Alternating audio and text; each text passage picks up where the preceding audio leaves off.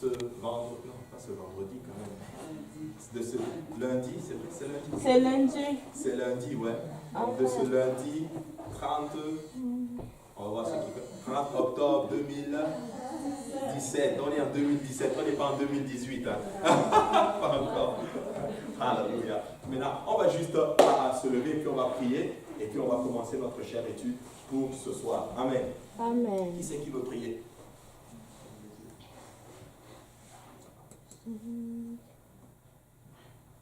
Tu vas prier? Amen. Amen. Oui, je vais prier. Je ne sais pas exactement quoi dire. Juste dis ce qui ne te passe pas l'esprit. Seigneur, je te remercie pour Alléluia. ta présence. Je suis arrivée ici, j'avais un cœur enrobé de glace. Et puis maintenant, la glace commence à fondre de plus en plus. Je veux te remercier aussi parce que je me rends compte à quel point mes deux filles m'aiment, que je les aime et que leur père est bon ici. Alors merci Seigneur.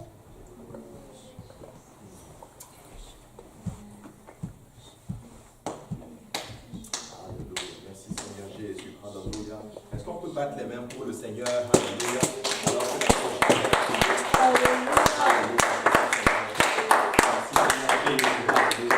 Et vous pouvez vous asseoir dans la présence du Seigneur. Alléluia. C'est bon ça. Les deux vides. Ça c'est bon. Alléluia. Et bienvenue à tous et à tous. Alors que nous allons faire notre chère étude biblique d'aujourd'hui. La sœur Ambi, c'est la première fois, je pense, à l'étude biblique du lundi soir. Alléluia. Et nous sommes très contents de voir tous à l'étude biblique. Donc, les autres, c'est des anciens et des anciennes, n'est-ce pas? Amen.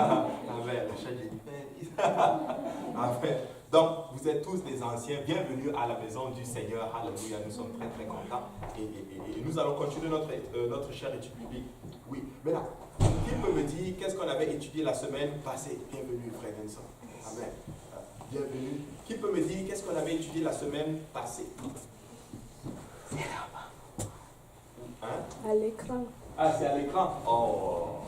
Aïe, aïe, aïe, aïe, aïe. Ok. Bon. Qui peut me dire qu'est-ce qu'on a étudié la semaine passée? La persécution de l'Église. Amen. Nous avons vu que l'Église aussi est persécutée. Et des fois, qui a cru que quand il a donné sa vie au Seigneur, ça allait, tout va bien. Alléluia. Le Seigneur est bon. Pas de problème. Dès qu'il y a un problème, le Seigneur le résout tout de suite.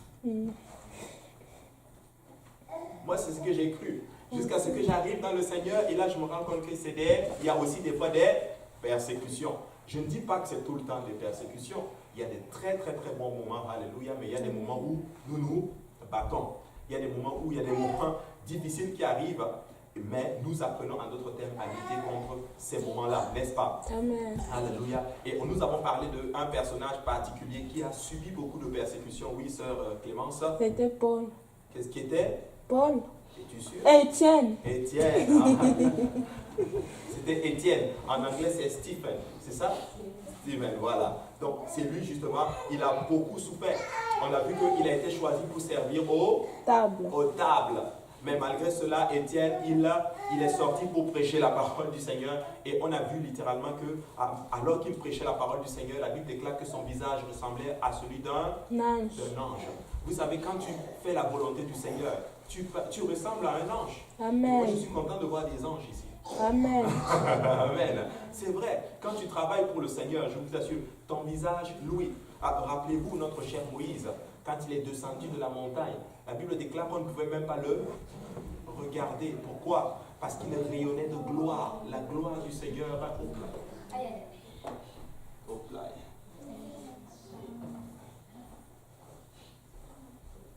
Alléluia.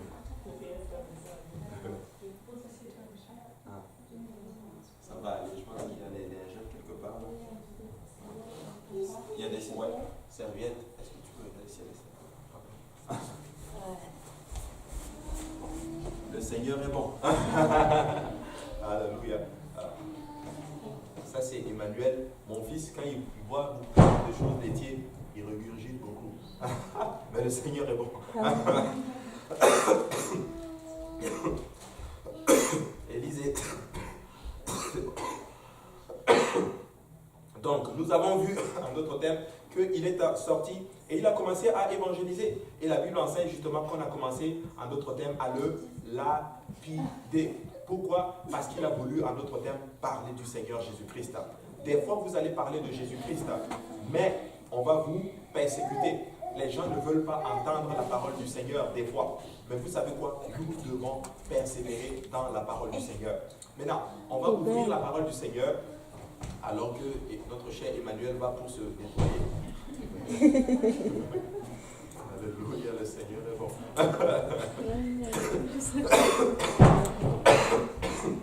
Donc, on va aller là. Je suis moi aussi un peu malade, mais le Seigneur est bon. Donc, Acte chapitre 8, et celui qui l'a, il va nous le lire. Alléluia. Acte chapitre 8, et on va lire à partir du verset... Acte chapitre 8, à partir du verset... plutôt, je m'excuse, Acte chapitre 7, à partir du verset 57. Celui qui l'a, il peut le lire. Il poussait alors devant lui, touchant les oreilles. Oui. C'était tout enfant le traînait à l'intérieur de la ville et se mit à le lapider. Les témoins avaient déposé la maison au pied d'un jeune appelé Saül. Il jetait les pierres à Étienne qui priait et disait, Seigneur Jésus, accueille mon âme. Puis il se mit à genoux et s'écria d'une voix forte, Seigneur, ne les charge pas de ce péché après avoir dit cela. Amen. Ne leur charge pas de ce péché-là. Écoute, c'est extraordinaire ce que Paul Étienne est en train de dire ici. À ce moment-ci, il était en train de dire des paroles qui vous fait penser à quelque chose. N'est-ce pas ce que Jésus a déclaré littéralement sur la croix? Ne leur impute pas ce péché, Père, parce qu'ils ne savent pas ce qu'ils font. Vous savez, quand tu deviens comme Jésus-Christ, un disciple accompli devient exactement comme son maître. Vous savez, notre but, c'est de devenir comme Jésus. Et un temps viendra, nous allons aussi atteindre et nous serons comme lui. Et quand nous allons le voir, la Bible déclare que nous serons comme lui. Et c'est ça que moi j'attends. J'aime cette chanson qui dit ceci. Si je marche, c'est par la foi. Mais je sais qu'un jour, mes yeux verront Jésus-Christ. Vous savez quoi? Persévérez dans votre marche dans le Seigneur. Moi, je ne sais pas comment ça va être. Peut-être que c'est beaucoup plus difficile que d'autres. Mais je sais une chose, si tu persévères, quand le temps viendra, tes yeux vont voir le Seigneur Jésus. Et à ce moment, tu seras comme lui. Amen. Maintenant, Étienne est mort. Et des fois, nous disons un gâchis. Il a gâché littéralement sa vie pour cette nouvelle doctrine qui vient de commencer. Mais non, Étienne n'avait pas détruit sa vie. Étienne n'avait pas gâché littéralement sa vie. Étienne avait donné sa vie pour un peuple, pour nous autres. Et vous savez quoi? Sans sacrifice, tu ne vas jamais rien avoir. Je vais vous donner une révélation aujourd'hui. Rien n'est gratuit. Amen. Amen. Amen. On pense que tout est gratuit. Oh, le salut est gratuit. C'est vrai, pour toi. Mais ça a coûté quelque chose à Jésus. Amen. Des fois, tu vas payer le prix. J'ai toujours dit ceci. Il y en a qui me disent, oh, Pasteur Abou, moi je veux avoir des enfants bénis. Je veux que mes enfants soient sages, qu'ils soient gentils. Tu veux ça? Oui. Tu vas payer le prix. Amen. Tu vas t'occuper d'eux. Tu vas payer, tu vas faire des fois des sacrifices. Je connais des parents littéralement qui font beaucoup de sacrifices, qui gardent une personne à la maison pour s'occuper des enfants. Mais les autres veulent avoir les mêmes enfants qu'eux. Moi, je veux les enfants comme les enfants du pasteur Kazi. Écoute, eux, ils sont à l'église tous les jours. Amen. Amen. Amen. Ils payent un prix fort pour servir le Seigneur. Tu ne vas pas les avoir comme ça. Il faut que tu t'occupes d'eux, il faut que tu les amènes dans la maison du Seigneur, il faut que tu les éduques, il faut que tu passes du temps avec eux, il faut que tu leur enseignes la parole du Seigneur, il faut que tu leur dises que ça c'est pas bon, il ne faut pas que tu passes dans le monde. Écoute, rien n'est gratuit dans la vie, il faut payer un prix pour avoir ce qu'on a. Amen. Tous ces gens-là que vous voyez qui sont bénis, ils payent un prix fort. Je l'ai toujours dit ceci, il y a certaines personnes ici là que vous voyez dimanche, ils dansent pour le Seigneur, ils sautent. Ne pensez pas que tout va bien dans leur vie. C'est parce qu'ils ont juste décidé, ils se sont dit dans leur tête, peu importe ce qui arrive, moi je vais payer le prix, littéralement. Maintenant, qui est prêt à payer le prix pour garder sa relation avec le Seigneur Jésus-Christ? Nous devions tous lever nos mains. Ça veut dire que peu importe ce qui arrive, je vais payer le prix, mais je vais garder ma relation avec le Seigneur. Amen. Maintenant, Étienne est mort. Et ça, c'était le prix littéralement qu'il fallait payer pour voir un grand réveil littéralement. Mais regardez le chapitre 8 comme il commence. La Bible dit, Saul avait approuvé le meurtre d'Étienne. Il y eut en ce jour-là une grande persécution contre l'église de Jérusalem. Et tous, excepté les apôtres, se dispersèrent dans la contrée de Judée et de la Samarie. Écoutez, moi je n'ai jamais compris cela. Tous se sont dispersés, mais les apôtres sont restés à Jérusalem. Pourtant, Jésus avait dit aux apôtres, cette bonne nouvelle sera prêchée où? Dans la Judée, à Jérusalem, partout jusqu'aux confins de la terre. Mais eux, ils restent à Jérusalem. Au lieu d'aller prêcher cette bonne nouvelle à toutes les nations. Mais ils restent à Jérusalem, même malgré la persécution. Ils disent, nous on reste.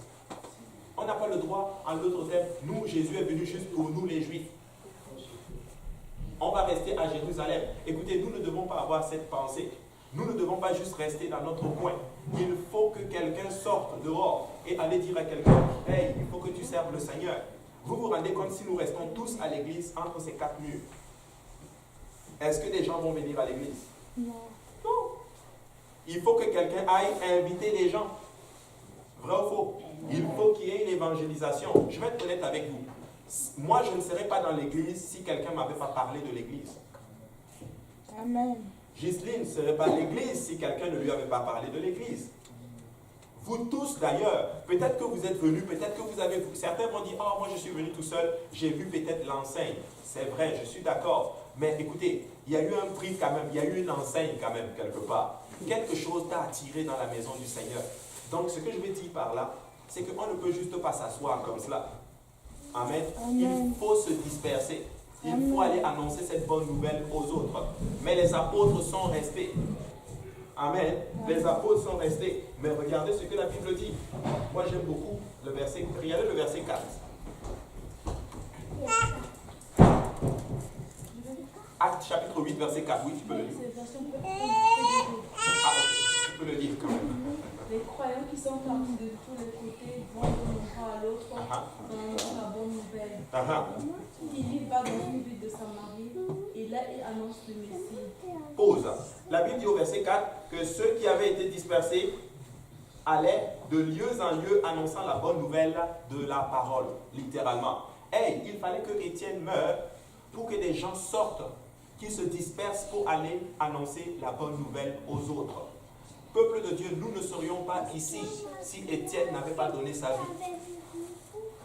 Amen. Amen. Nous ne serions pas dans cette salle.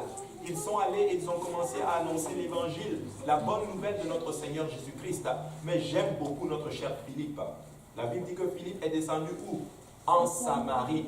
Et il a commencé à prêcher la parole du Seigneur. Est-ce que vous savez, les Samaritains, c'était qui? Ce n'étaient pas des Juifs purs. C'était des moitiés Juifs.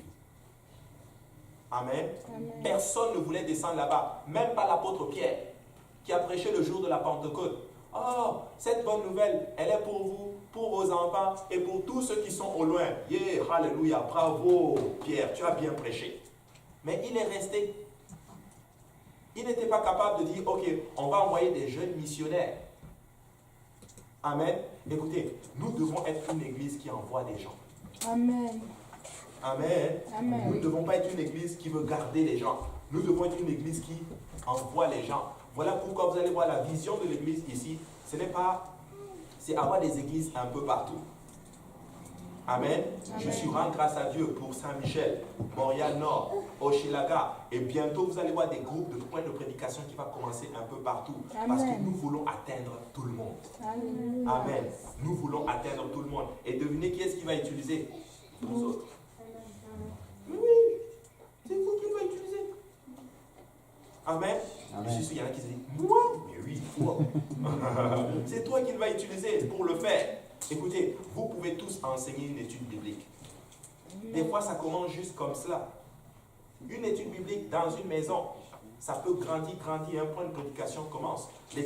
Écoute, l'église de Saint-Michel, ça a commencé comme cela, une étude biblique dans une maison. Amen. Oui, et l'église a commencé. Donc ce que vous recevez à l'église, vous pouvez aller tirer quelqu'un. Écoutez, il y a des nouveaux tout le temps qui viennent à l'église. Tu peux le savoir. Bonjour, moi c'est tel, ça va bien. Écoute, si tu veux une étude biblique, je peux te donner une étude biblique. Écoutez, ce que vous recevez, vous pouvez aussi l'enseigner. Amen. Mais oui. Et c'est ça qui a fait justement que l'église a grandi. Philippe est descendu en Samarie. Il a commencé à prêcher la parole. Mais regardez ce que la Bible dit. Il a prêché qui? Il y prêcha le Christ. Il n'est pas allé prêcher sa propre doctrine. Il n'est pas allé prêcher aux gens, oh, tu sais quoi, il est juste allé prêcher Jésus-Christ. Écoutez, nous n'avons pas autre chose à prêcher que Jésus-Christ. Amen. Amen. Alors, peuple de Dieu, écoutez-moi, c'est très important. Même si tu enseignes une étude biblique, prêche juste Jésus-Christ. Ne prêche pas tes opinions. Ne prêche pas tes convictions personnelles. Des fois, il y en a qui le font. Il faut distinguer les convictions personnelles, ou du moins les standards de sanctification personnelle de ce que la Bible demande. Mais oui, il faut comprendre cela, c'est comme cela. Dieu m'a dit un jour, fils, je ne veux pas que tu utilises, que tu présentes tes convictions personnelles. J'ai des convictions personnelles, j'ai des standards de sanctification. Et des fois, j'évite même de le dire à certaines personnes que j'enseigne, parce que je sais que je les influence. Je leur dis non, sur ce coup-ci, prie et Dieu va te dire. Amen. Parce que je veux te dire, oh, moi je pense comme ça, la personne va le prendre cash. Est-ce que c'est vrai ou c'est pas vrai? Amen. Donc il est allé et il a prêché juste à Jésus-Christ. Christ est mort pour nous, Christ a été enseveli pour nous, Christ a ressuscité d'entre les morts le 3e jour pour nous. C'est ça l'évangile. C'est ce que Philippe est allé annoncer aux Samaritains. Écoutez, il n'est pas seulement mort pour les Juifs, il est aussi mort pour vous les Samaritains. En fait, il a prêché le baptême, la repentance, le baptême au nom de Jésus, le baptême du Saint-Esprit. Regardez la suite de la chose. Regardez le verset 6. Les foules tout entières étaient attentives à ce que disait Philippe. Lorsqu'elle apprit et vint les signes miraculeux qu'il accomplissait. Waouh! Les foules attisaient. Les foules venaient pour écouter la parole du Seigneur. Écoutez, les païens voulaient entendre la parole du Seigneur. Écoutez, je veux vous dire une chose. Dieu m'a toujours dit ceci. Nous ne devons pas arriver à une place où nous prenons tout ceci pour acquis. Tu sais, nous avons la vérité et ce n'est pas prétentieux de le dire. Ce n'est pas orgueilleux. Ce n'est pas prétentieux de dire que nous avons la vérité. Mais ce que je veux dire par là, il ne faut pas arriver à une place où ça te rend orgueilleux. Oh, moi je veux lui montrer que je connais la parole du Seigneur. Oublie ça. C'est là. Oui, tu peux avoir la connaissance, mais tu n'as pas seulement besoin de la connaissance, tu as besoin de l'onction. Et c'est l'onction qui va toucher les gens. Amen. C'est ça qui touche les gens et les gens changent. Et c'est ce que Philippe a fait. Il est descendu, il a prêché le Christ. Et qu'est-ce que vous savez? Qu'est-ce qui s'est passé? Des miracles. Écoute, un enfant de Dieu ne doit pas courir derrière les miracles. Amen. Amen. Nous ne courons pas derrière les miracles. Nous courons derrière la parole de Dieu. Et si tu prêches la parole de Dieu, si tu prêches Jésus-Christ mort, enseveli, ressuscité d'entre les morts le 3e jour, c'est-à-dire l'évangile, devine quoi? Il va y avoir des miracles parmi nous. En passant, il a dit ceci. Voici les miracles qui accompagneront qui?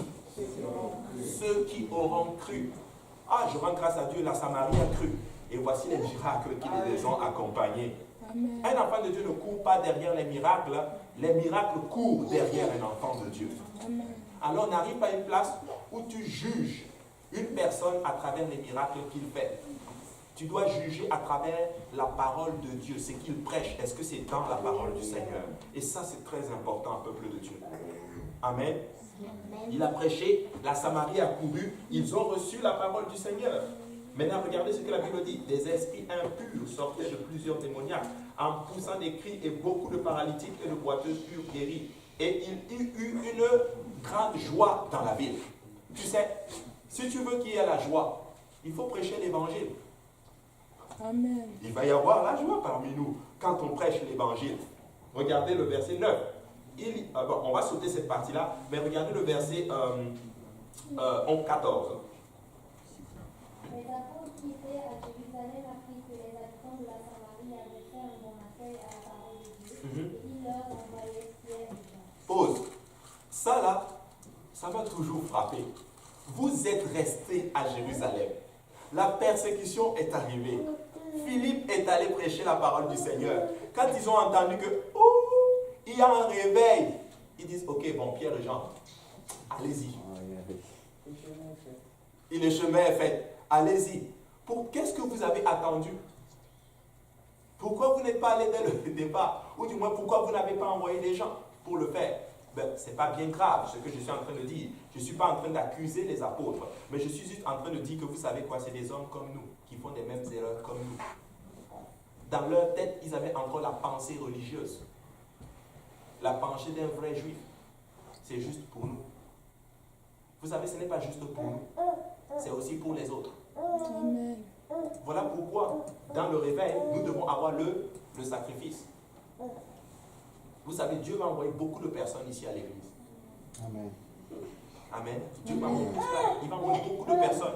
Mais ça va prendre beaucoup de sacrifices pour les aimer, pour les accueillir et pour les traiter comme des enfants de Dieu.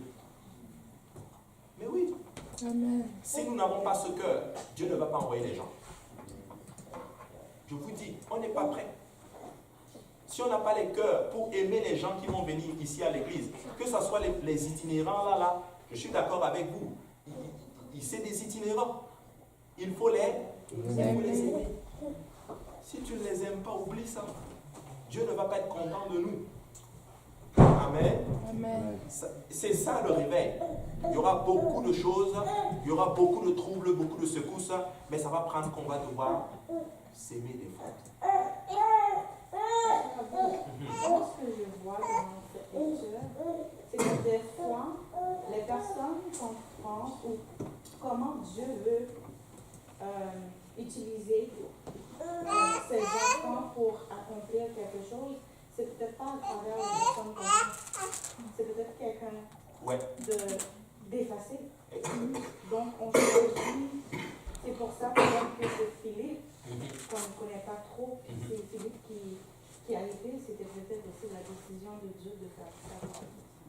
Tu as tout à fait raison, maman. Exactement cela. Parce que dans la tête, peut-être que dans la tête des apôtres, ils se disaient, oh que bon, c'est quand même nous les 11, attention quand même, on a vu Jésus-Christ, attention, on a vu les miracles, on a marché quand même avec le Maître. C'est quand même nous qui avons marché le jour de la Pentecôte. Alléluia, c'est sûr que s'il y a des questions, c'est quand même nous. Je dis, ok, je vais te montrer. Oui, tu disais Philippe. Oui, maman. Ce que moi je peux dire que Philippe aussi, Jésus lui a parlé. Oui. Lors de la sélection, quand lui, il avait, je crois c'est lui qui a dit, peut-il avoir quelque chose de bien qui sort de la Galilée. Et lui, il a dit, je te voilà une Israélite qui n'a point de faute ou bien de faute. Quelque chose Et ouais, c'est ça. Quand vous parlez, vous étiez sous l'arbre, j'ai tout entendu. Alors, il dit, désormais, vous allez voir, je vais vous faire voir les anges qui montent et descendent, qui apportent les nouvelles. Ça veut dire que lui, il a eu bonne expérience. Et je crois encore, c'est Philippe qui avait rencontré, il y avait une Éthiopienne qui lisait les livres d'Ésaïe. On va en parler. Il a fait des expériences. Oui, on va en parler de cela. Mais le cas où tu parlais, c'était justement Nathanaël, effectivement. Nathanaël, oui. Nathanaël. Mais on va en parler, maman. C'est bon que tu... C'était Diacre, Hein? Philippe, c'était un diacre. Ouais. Il y en a qui pensent que ce n'est pas le même Philippe. Le Philippe dont on voit ici dans Actes chapitre. Il y en a qui pensent que c'est différent du Philippe qui faisait partie des apôtres. Mais je n'ai pas étudié vraiment là-dessus. Mais bon point que vous apportez pour dire que nous, vous savez quoi, personne n'est... Dieu peut utiliser tout le monde. C'est ça qu'il faut comprendre. Et Dieu veut utiliser tout le monde. Amen. Alors dis à ton voisin, Dieu peut t'utiliser. Dieu peut t'utiliser. Exactement. Dieu peut t'utiliser. Et c'est ce qui s'est passé. Il est allé, il a annoncé. Et là, les apôtres, après avoir su qu'il y a eu le réveil, on envoie maintenant Pierre et Jean. Pierre, vas-y, va voir. Mais regardez la suite. La Bible dit, ceux-ci arrivés chez les Samaritains prièrent pour eux afin qu'ils reçussent le Saint-Esprit. Pourquoi? Car ils n'étaient encore descendus sur aucun d'eux. Ils avaient seulement été baptisés au nom du Seigneur Jésus. Je veux m'arrêter sur ce passage. Vous savez, il y en a qui disent que dès que tu es baptisé, ou du moins dès que tu acceptes Jésus, tu as reçu le Saint-Esprit. La Bible dit que ces gens ils avaient reçu le Seigneur, ils étaient baptisés au nom de Jésus, mais le Saint-Esprit n'était pas encore tombé sur eux. Révélation ce soir. Tu peux croire, tu peux même accepter Jésus dans ton cœur, mais tu n'as pas encore reçu le Saint-Esprit. La preuve évidente que tu as reçu le Saint-Esprit, c'est de parler en d'autres langues. Pourquoi il a fait appel aux anciens? Ou du moins, pourquoi les anciens? Moi, je pense que Philippe a dû envoyer une lettre. Ce n'est pas écrit dans les livres. Au quartier général, il a envoyé l'adresse à Saint-Louis. Ok. Il y en a qui ne m'ont pas compris. Il y en a qui il a envoyé une lettre au Saint-Louis. Envoyez, s'il vous plaît, les prédicateurs. Envoyez Pierre et Jean. Parce que ces gens doivent recevoir le Saint-Esprit. Et vous savez ce que j'aime dans cette parole? Ça montre là que Philippe était un homme humble. Amen. Il n'a pas dit, ça c'est mon ministère, hallelujah. Non, personne ne va prendre part. Il a dit, écoute, je vais appeler les anciens pour qu'ils viennent m'aider parce que ces gens doivent. Écoute, le ministère c'est le salut des âmes. Amen. Dieu veut juste sauver les gens. Dieu ne respecte pas le ministère de quelqu'un. Dieu ne respecte pas les gens, il respecte la soif des gens. Mais oui, il a appelé les gens. Ils sont arrivés, ok, et les anciens sont arrivés. Et moi, je pense qu'il était humble. Je pense que quand Pierre et Jean sont arrivés, il les a respectés. Écoutez-moi bien, peuple de Dieu. Si nous allons grandir, nous devons respecter l'homme de Dieu. Amen. Nous devons respecter les anciens. N'arrive pas à une place. L'onction va se manifester sur beaucoup de jeunes et beaucoup de personnes qui arrivent. Mais n'arrive pas à une place, tu dis que moi, j'ai plus besoin de mon pasteur. Dieu m'a dit. Le jour que tu te lèves contre ton pasteur, c'est fini pour toi. Amen. Amen. Là, je vois que c'est un peu dur. Hein? Mais non, écoutez, nous avons besoin de l'homme de Dieu. Et je pense que c'est un exemple que le Seigneur était en train de nous montrer là. Oui, Philippe, c'est toi que j'ai utilisé pour avoir ce réveil. Mais tu sais quoi? Tu auras besoin de tes pasteurs, littéralement. Et Pierre et Jean, c'était ses pasteurs. Amen. Amen. Quelqu'un m'a dit ceci, tu ne peux pas être sauvé sans un pasteur. Amen. Amen. Amen. C'est simple, c'est aussi simple que cela. Vous savez quoi? Si tu vas dans une église et que le pasteur n'a pas de pasteur, fuis cette église. Je vous dis, Amen. Je rends grâce à Dieu. Je connais le pasteur de mon pasteur. Amen. Mon pasteur Kaouzi a un pasteur. Amen. Mais oui, s'il n'a pas de pasteur, écoute, parce que je veux vous dire pourquoi. Tu dois rendre des comptes à quelqu'un. Amen. Et je veux vous dire c'est quoi le problème des églises dehors. Parce que les gens se lèvent, ils s'autoproclament pasteur. Amen. Je dis que Dieu m'a parlé, je suis. C'est vrai. Ça sort d'où? C'est Il vrai. faut qu'il y ait un collège d'anciens Amen. qui va t'observer pendant longtemps. Ils vont voir l'onction sur toi. Ils vont dire, nous te reconnaissons comme homme de Dieu, tu peux ministrer. C'est comme ça que ça se faisait dans la vie. Philippe a compris le principe. Si tu veux grandir, marche en humilité devant le Seigneur et devant l'homme de Dieu qu'il va mettre dans ta vie. Qu'est-ce que le Seigneur dit dans le livre de Chroniques? Si vous faites confiance en mes prophètes. Amen. Je ne suis pas en train de dire que l'homme de Dieu est Dieu. Non, ce n'est pas ce que j'ai dit. Mais je dis que tu es en train de dire, je l'ai enseigné une fois ici, quand tu fais ça, tu es en train de dire au Seigneur, Seigneur, je fais confiance à l'homme de Dieu que toi tu as mis dans ma vie. Amen. Est-ce qu'il est parfait? Non. Mais si tu lui fais confiance, même s'il a tort, Dieu va changer cela en bien pour toi. Amen. Mais oui, il y a plein d'exemples comme ça dans la Bible. Donc Philippe était un homme humble. Et je comprends pourquoi il y avait beaucoup d'onction derrière lui. Parce que Dieu ne travaille pas avec les... Il n'a pas dit, non, c'est moi, c'est mon ministère, alléluia. Ils vont voir les apôtres, moi aussi j'ai eu 5000 âmes. Mais non, il ne sait pas ce qu'il a dit. On veut juste que les âmes soient sauvées. C'est tout ce qui compte. Amen. Regardez ce qui suit. Pierre et Jean sont arrivés. Et regardez ce que la Bible fait. Alors Pierre et Jean leur imposèrent la main au verset 17. Et ils ont fait quoi? Ils ont reçu le Saint-Esprit. Mais c'est pas ce que tu voulais, Philippe? Yes, c'est ça que je voulais. Ils ont reçu le Saint-Esprit. C'est la fête, alléluia, le Seigneur est bon, la Samarie a reçu la parole du Seigneur. Je pense qu'il y a une église même qui a commencé à cette période-là. Mais qu'est-ce que Dieu fait? Dieu dit, ok, parfait, les apôtres finissent, ils ont reçu le Saint-Esprit, bam, les apôtres repartent. Ils ont fini leur mission. Mais voici ce qui frappe mon esprit et c'est là que je voulais vous emmener. Que quelqu'un saute et va lire le verset 26. Un ange du Seigneur s'adressa à Philippe en disant, lève-toi et va en direction du chemin qui descend de Jérusalem à Gaza, celui qui est désert. Il se leva et partit. Or, un eunuque qui se tient au fonctionnaire de Candace, la reine d'Éthiopie et administrateur de tous ses trésors, était venu à Jérusalem de Candace. Pause. Un eunuque, maman, tu en parlais tantôt. Un eunuque est venu pour adorer le Seigneur. Vous savez ce qui me frappe? Ce n'est pas un juif, c'est un eunuque éthiopien. Un païen, merci beaucoup frère.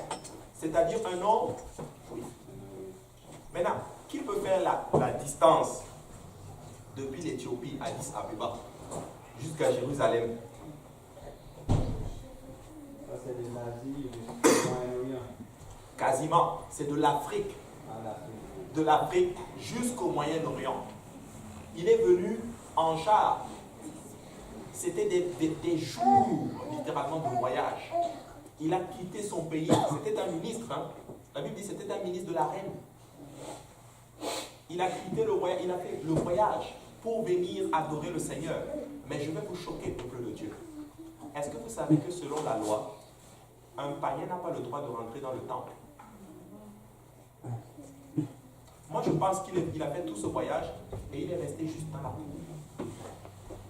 Il n'est même pas rentré dans le temple. Mais il a dit, tu sais quoi, peu importe, même si je vais rester dans la porte, je vais rester devant la porte, mais je suis venu juste adorer ce Dieu. Amen. Écoutez, vous savez que vous pensez que Dieu est insensible à cela. Mais nous, aujourd'hui, c'est ça. Il faut que l'église soit climatisée. Pasteur Abou, il fait chaud. Est-ce que tu peux te mettre la clim, s'il te plaît? Mais lui, il a quitté tout le pays pour venir, probablement qu'il est même resté dehors. Et en passant, c'était un eunuque. Ça veut dire qu'il était castré, en fait. La Bible dit littéralement que celui donc qui est castré n'a pas le droit d'entrer dans le temple. Mais il a fait tout ce voyage. Il est venu pour adorer le Seigneur. Écoutez, peuple de Dieu, nous ne devons pas arriver à une place et nous disons, oh, il faut ci, sinon on ne peut pas servir le Seigneur, il faut cela, oh, les enfants font trop de bruit, pasteur est long aujourd'hui, pasteur a prêché. Mais oui, mais des fois c'est ce que nous faisons. Amen. Amen. Mais je suis content de voir que vous ne faites pas ça. Amen. Je suis en train de prêcher dans les autres églises. Là, Amen. Il est venu, il a adoré. Mais regardez ce que Dieu va faire. Verset 29. Philippe accourut et entendit le soutien le prophète Isaïe. Pause. Il a fait le voyage et pendant le retour, Dieu dit non, pourquoi tu m'as battu? Ça c'est juste extraordinaire. Comment tu peux quitter l'Éthiopie pour venir adorer et peut-être que tu es même resté dehors? Devine quoi, je vais même envoyer un prédicateur spécifiquement juste pour toi. Amen. Et devine quoi, je ne vais même pas utiliser un avion. Je vais le téléporter. Moi je pense que Philippe a été téléporté. Parce que comment il peut se lever un bon matin de la Samarie et se retrouve dans le désert? Je crois qu'un ange l'a téléporté. Écoute, si tu cherches Dieu de tout ton cœur, le Seigneur est capable de prendre un prédicateur depuis les États-Unis et l'amener justement ici. Il va parler dans ta vie, il va résoudre ta situation. Amen. Pourquoi? Parce que Dieu respecte la soif. La question c'est combien tu as soif de Dieu. Combien tu veux de Dieu. C'est tout ce qui intéresse Dieu. Dieu ne regarde pas, oh mais écoute, tu es beau aujourd'hui, hein, tu as porté de belles chaussures aujourd'hui. Hein, Non, Dieu regarde, c'est quoi ton désir? Qu'est-ce que tu veux? Qu'est-ce que tu es prêt à faire pour atteindre le Seigneur? Et vous pensez que Philippe aurait pu dire au Seigneur, mais Seigneur, mon ministère est en train de marcher là. J'ai quand même 5000 âmes là. Je vais les laisser. Dieu dit, oublie tes affaires. Moi, ce qui m'intéresse, il y a quelqu'un dans le désert que je veux sauver. Et devine quoi, tu es le prédicateur que j'ai choisi. Tu vas aller lui prêcher. Et en passant, tu ne discutes pas. Amen. Tu sais quoi, tu ne sais pas qu'est-ce que Dieu est prêt à faire pour toi. Il dit, je donne l'Égypte en rançon pour toi. Je ne sais pas comment il fait ça. Mais je vous dis, il donne tout un pays en rançon juste que pour toi. Écoutez, si nous aimons le Seigneur Jésus, Dieu va respecter notre soif. Tu ne sais pas qu'est-ce qu'il est prêt à faire. Alors, moi, honnêtement, tous les dimanches, quand je viens ici, là, j'ai une attente. Je sais que le prédicateur doit parler quelque chose. Je viens avec beaucoup d'attente. Et vous savez quoi? Je n'ai pas vu un dimanche où le prédicateur n'a pas parlé dans ma vie. Je vous dis, tous les dimanches, il parle dans ma vie. Même quand il parle seulement de l'évangile, il parle dans ma vie. Mais oui! Des fois, nous sommes à cette place, nous disons, oh, mais le pasteur a encore prêché cela la semaine passée, il va encore prêcher la même chose. Il prêche tout le temps l'évangile. Mais c'est ce que Jésus a dit. Prêche juste l'évangile. Est-ce que vous savez qu'est-ce qu'on va prêcher dimanche prochain? L'évangile. Mais oui, c'est ça qui sauve. Amen. Amen. On n'est pas là pour que les gens se sentent bien. On veut que tu sois sauvé. Amen. Dieu a amené l'ange, plutôt Philippe, dans le désert. Pour lui parler de qui? De lui-même. Regardez ce que la Bible dit au verset 32. Plutôt, commence au partir du verset 30, please. Philippe a couru pendant ayant dit, et couvert l'île peut-être d'Israël. L'homme est arrivé. Comment le pourrais-je, si personne ne me laisse faire? Et invita Philippe à monter et à s'asseoir avec lui. Ose. Il était en train de lire Ésaïe et il ne comprenait même pas ce qu'il était en train de lire. Probablement que quand il lisait Ésaïe chapitre 53, il se disait, ça c'est moi qui fais mon film. Probablement que l'éduc éthiopien se disait, oh Seigneur, si tu pouvais vraiment envoyer quelqu'un pour m'expliquer ce que je suis en train de lire, parce que tes écritures là, c'est trop complexe. Ésaïe là, il y a des gens ici qui ont lu Ésaïe qui m'ont dit que quand j'ai lu Ésaïe là, c'était la guerre, je ne comprenais rien. Probablement qu'il a fait cette prière. Et Dieu dit, ok, écoute, j'ai entendu ta prière. En passant, il y a Philippe qui arrive. La Bible dit que Philippe a couru. Qu'est-ce que ça veut dire? Philippe n'a pas traîné les pieds. Il a couru vite. Et vous savez quoi? Philippe lui a expliqué. Il lui a expliqué Ésaïe chapitre 53. Mais regardez ce que la Bible dit au verset 32.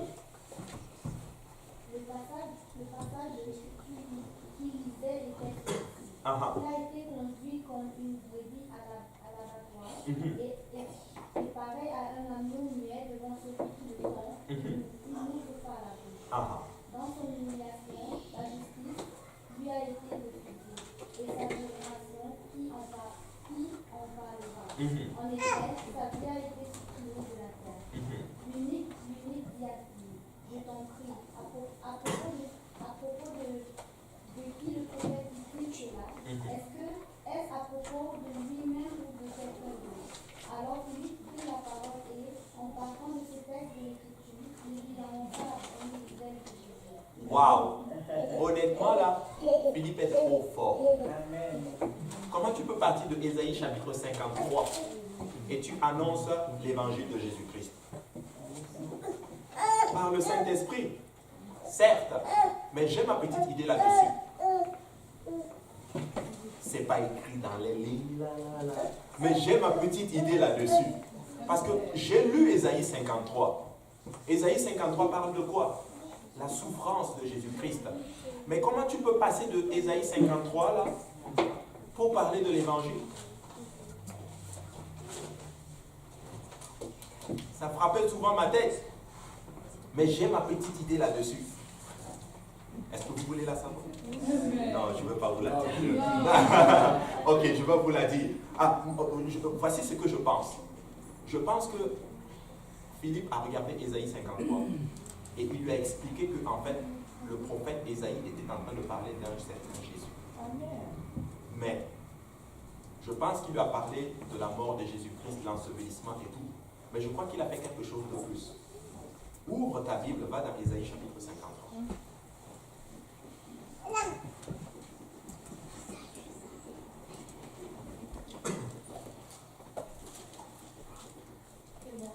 À partir du verset, commence à partir du verset 1. Ouais. Qui a fait ce que vous étiez annoncé, Voilà. qui a reconnu le nom de l'Éternel, il s'est levé devant lui comme une faible plante, comme un rejeton qui sort d'une terre séchée. Pause. Bon, je pense qu'il a lu. Mais après, Philippe lui dit, attends un peu. Et si on lisait les autres chapitres d'Ésaïe, je pense qu'il a switché, il est allé dans Ésaïe chapitre 54. Mais quand tu regardes Ésaïe chapitre 54, il n'y a pas vraiment grand-chose. Je pense qu'il a switché encore, il est allé dans Ésaïe chapitre 55. Mais quand tu regardes Ésaïe chapitre 55, il n'y a pas grand-chose. Mais quand tu switches, tu vas dans Ésaïe chapitre 56, à partir du verset 3. La Bible dit ceci, tu peux le lire. Que l'étranger qui s'attache à l'Éternel ne fuit pas. L'Éternel ne séparera de son peuple, et que l'eunuque ne se purifie pas. Voici, je suis un arbre sec, car ainsi parle l'Éternel. Aux eunuques qui garderont mes sabbats, qui choisiront ce qui m'est agréable, et qui persévéreront dans mon alliance. Je donnerai dans ma maison et dans mes lieux une place et un nom. Préférable à des fils et à des filles, que leur donnera un nom qui ne suffira pas. Ainsi parle l'Éternel à qui? Aux eunuques. Et c'était un eunuque éthiopien.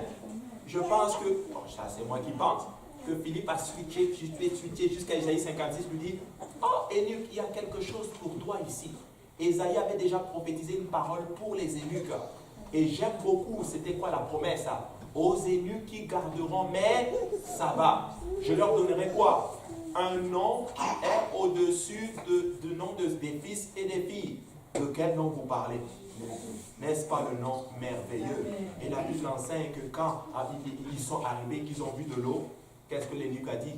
Qu'est-ce qui empêche que je sois baptisé? Il est descendu et il a baptisé dans ce grand nom, littéralement. Quel nom? N'est-ce pas merveilleux? Pour dire que quand nous avons soif du Seigneur, écoute, il y a une parole du Seigneur dans sa parole pour nous. Écoute, les païens, les Juifs pensaient que les païens c'était fini pour eux. Mais non, il y a une parole pour les païens. Écoutez, peut-être que mon pays, le Burkina Faso, n'est pas écrit dans la Bible.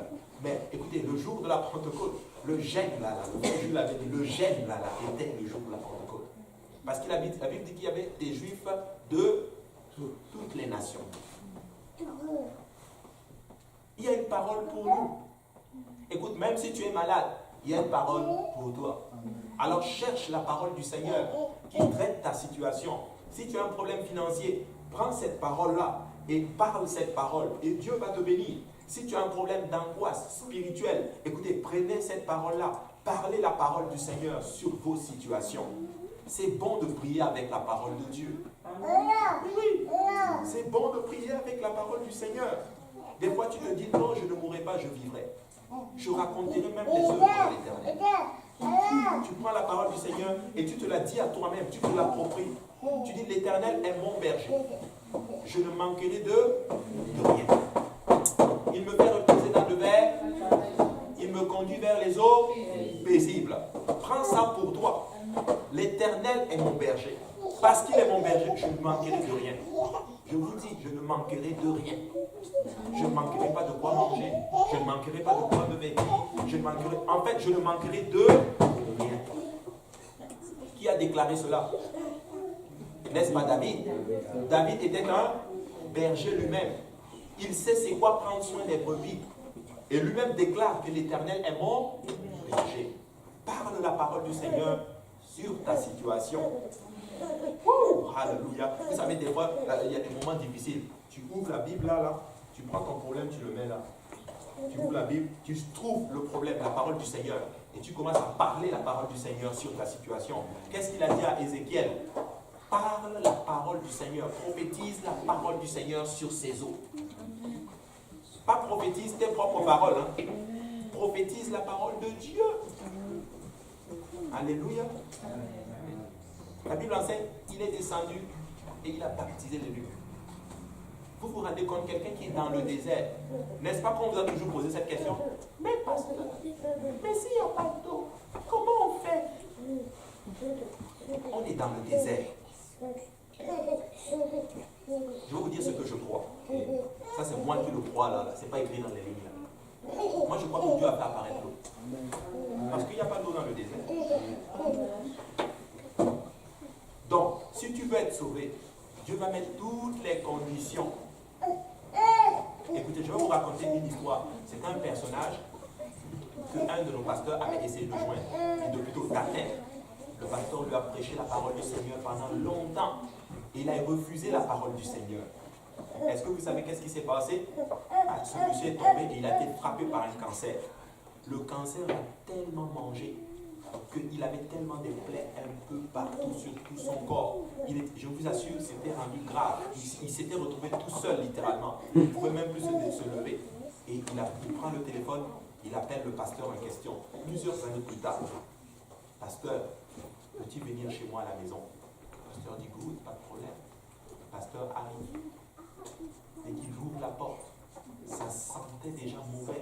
Pourquoi? Il était seul, la maladie l'avait complètement rongé.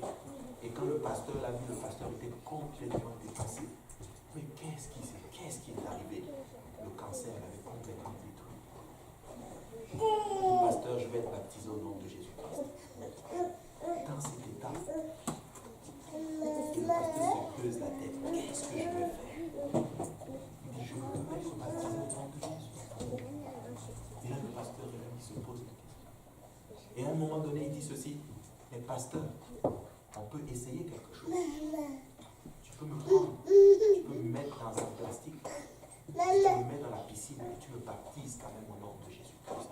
Le pasteur dit, ok, good. Parce que la Bible dit, il faut juste que tu sois enseveli. On l'a mis dans le plastique, on l'a pris avec des plaies partout. On l'a plongé dans le baptistère au nom du Seigneur Jésus-Christ. Quand on l'a sorti, vous savez qu'est-ce qui est passé? Sa langue parle du ciel. Il était en train de parler en d'autres langues selon que le Saint-Esprit voulait s'exprimer. Dieu l'avait baptisé du Saint-Esprit.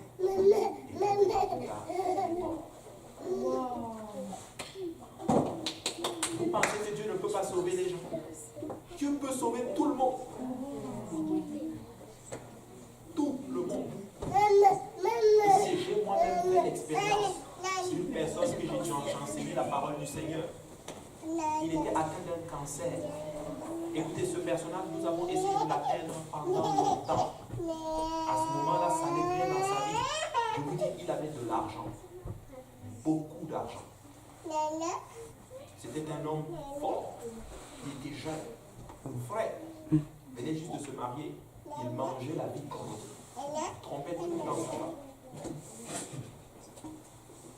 J'ai enseigné une étude biblique là-bas quand il se portait bien. Est-ce que vous savez qu'est-ce qui est arrivé? Frappé par le cancer de la prostate. J'ai dit, ouais. Jeune, je vous dis. Je suis retourné là-bas. Enseigner la parole du Seigneur. Étude biblique, la même étude biblique qu'on fait. Et un jour, des frères m'ont dit, oh, pasteur Abou, on veut aller lui rendre visite. Je fais, allez-y. Ils sont allés lui rendre visite. Et un des frères lui a parlé encore de l'évangile.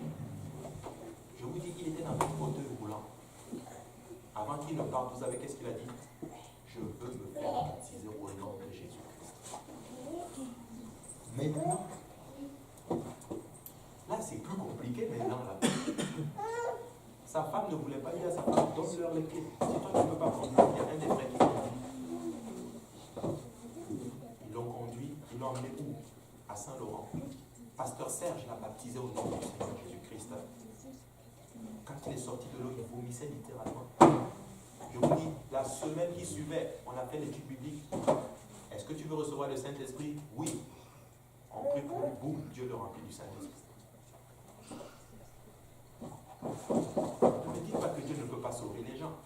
ceux qui me disent toujours, mais s'il n'y a pas d'eau, pasteur, mais s'il n'y a pas d'eau, mais s'il est sur son lit de mort, écoute, laisse Dieu s'en charge. Mais nous devons révertir le nom de Jésus-Christ dans les eaux de la terre. Moi, il y a quelque chose. Je ne sais pas. Quelqu'un qui ne parle pas en langue, ça veut dire que la personne ne reçoit pas du Saint-Esprit. Bah, je vais te le dire ainsi, maman. Quand nous recevons le Saint-Esprit, le signe évident, c'est que nous allons parler. Jésus dit ceci que le vent souffle et tu ne sais d'où il vient, d'où il va, mais tu en entends le bruit. Ainsi il en est de tout homme qui est né de l'Esprit. Donc ça veut dire que quand tu nais de l'Esprit, on doit entendre un bruit. Et quand tu prends la Bible, maman, tu vas voir que toutes les personnes qui ont reçu le Saint-Esprit, tous les cas en tout cas qui ont reçu le Saint-Esprit, la plupart des cas, il y avait ce signe extérieur de la parole, ce signe extérieur du parler en langue. Donc c'est le signe évident qui prouve aux hommes que tu as reçu le Saint-Esprit. Tu sais, certains appellent cela le témoignage de l'Esprit. Donc l'Esprit témoigne qu'il habite maintenant en toi.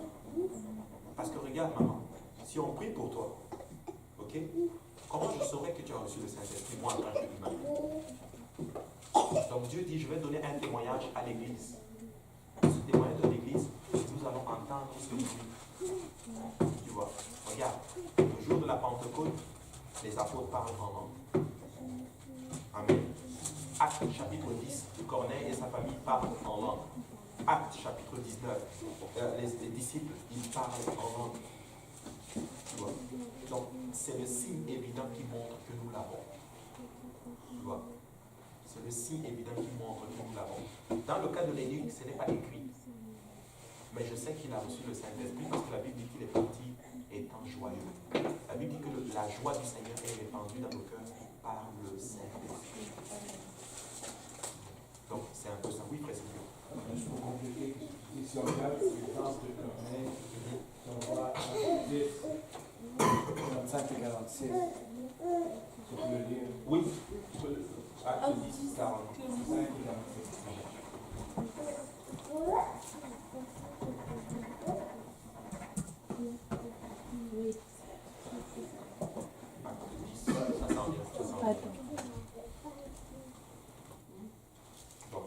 Mais c'est un peu ça, tu vois, quand tu prends les Écritures, tu vas te rendre compte que c'était ça vraiment le signe. Et la Bible déclare que le parler en langue est une puissance d'ailleurs. C'est pour ça que Jésus a dit. C'est un don, c'est vrai. Tu as tout à fait raison. Mais c'est pas le. Parce que ce qu'il faut distinguer, les 9 dons. Et distinguer le don initial lorsque nous recevons le Saint-Esprit. Donc il y a 9 dons pour l'édification de l'Église, mais il y a un don initial qui est le parler en langue. Voilà pourquoi Pierre dit le jour de la Pentecôte, répandez-vous, soyez baptisés au nom de Jésus pour le pardon de vos péchés, et vous recevrez quoi? Le don du Saint-Esprit, qui est justement le parler en langue, justement, et le don du Saint-Esprit. Certes, après cela, il y a 9 dons que Dieu a donnés à l'Église pour aider l'Église à grandir et à être édifiée. Ça peut être un don, d'autres, ça peut être des dons de sagesse et toutes ces choses. Mais avant cela, il faut que tu aies le don de parler en langue. Si je comprends bien, si on ne parle pas en langue, ça veut dire qu'on n'a pas reçu. Oui, bibliquement parlant, c'est ça. Oui, regarde. La Bible dit, tu vois, Pierre était le jour, Pierre était chez Corneille, et le Saint-Esprit est tombé sur Corneille et sa famille. La Bible dit que tous les fidèles circoncis qui étaient advenus avec Pierre furent étonnés de ce que le don du Saint-Esprit était aussi répandu sur le païen. Mais comment ils ont su que le don du Saint-Esprit était sur les païens? Le verset 46 nous le donne. Regarde le verset 46, la Bible dit, car ils les entendaient parler en langue et glorifier. Donc, littéralement, tu peux dire le car, tu peux le remplacer par parce qu'ils les entendaient parler en langue, ils ont tout de suite en déduit qu'ils ont reçu le Saint-Esprit. Il y a aussi une femme qui était, c'est comme une voyante, mais il a vu que, quand c'était bien les gens, il dit, ces hommes sont les fils du Dieu vivant. Elle a répété ça jusqu'à ce que eux autres ont eu compassion pour lui, ils ont chassé ces mauvais esprits-là, et après on les a mis en prison. Ça veut dire que les mauvais esprits peuvent parler à l'âme. Il faut avoir l'esprit de Dieu qui, avec le discernement, qui va d'une façon ou d'une autre, quand tu es animé du Saint-Esprit, l'autre esprit là, il va se taire. Dès que vous parlez, il va être dans l'embarras. Quand il trouve quelqu'un qui peut être charnel comme lui, il peut faire tout ce qu'il veut. Les gars, mais dès qu'il voit quelqu'un, un serviteur du Dieu vivant, il va se taire, on peut lui dire de se taire, il va se taire. Mais l'autre affaire, c'est parce que moi j'ai un peu d'inquiétude, parce que moi j'ai souvent dit dans des églises baptistes, je ne parlais pas en langue. Et je connais un diacre, lui-même, j'avais même parlé parce que les autres ont pris l'évangile à Cuba, les gens allaient à Cuba. Et c'est là qu'ils ont pris l'évangile, c'est ça qui est propagé dans notre pays. C'est là qu'on prêchait et les autres ont appris. Et ce monsieur-là, il était à l'église, c'était un diacre, il était quelqu'un qui priait. Et les gens qui savaient, ils disaient, et puis il pouvait faire ce qu'il avait compris.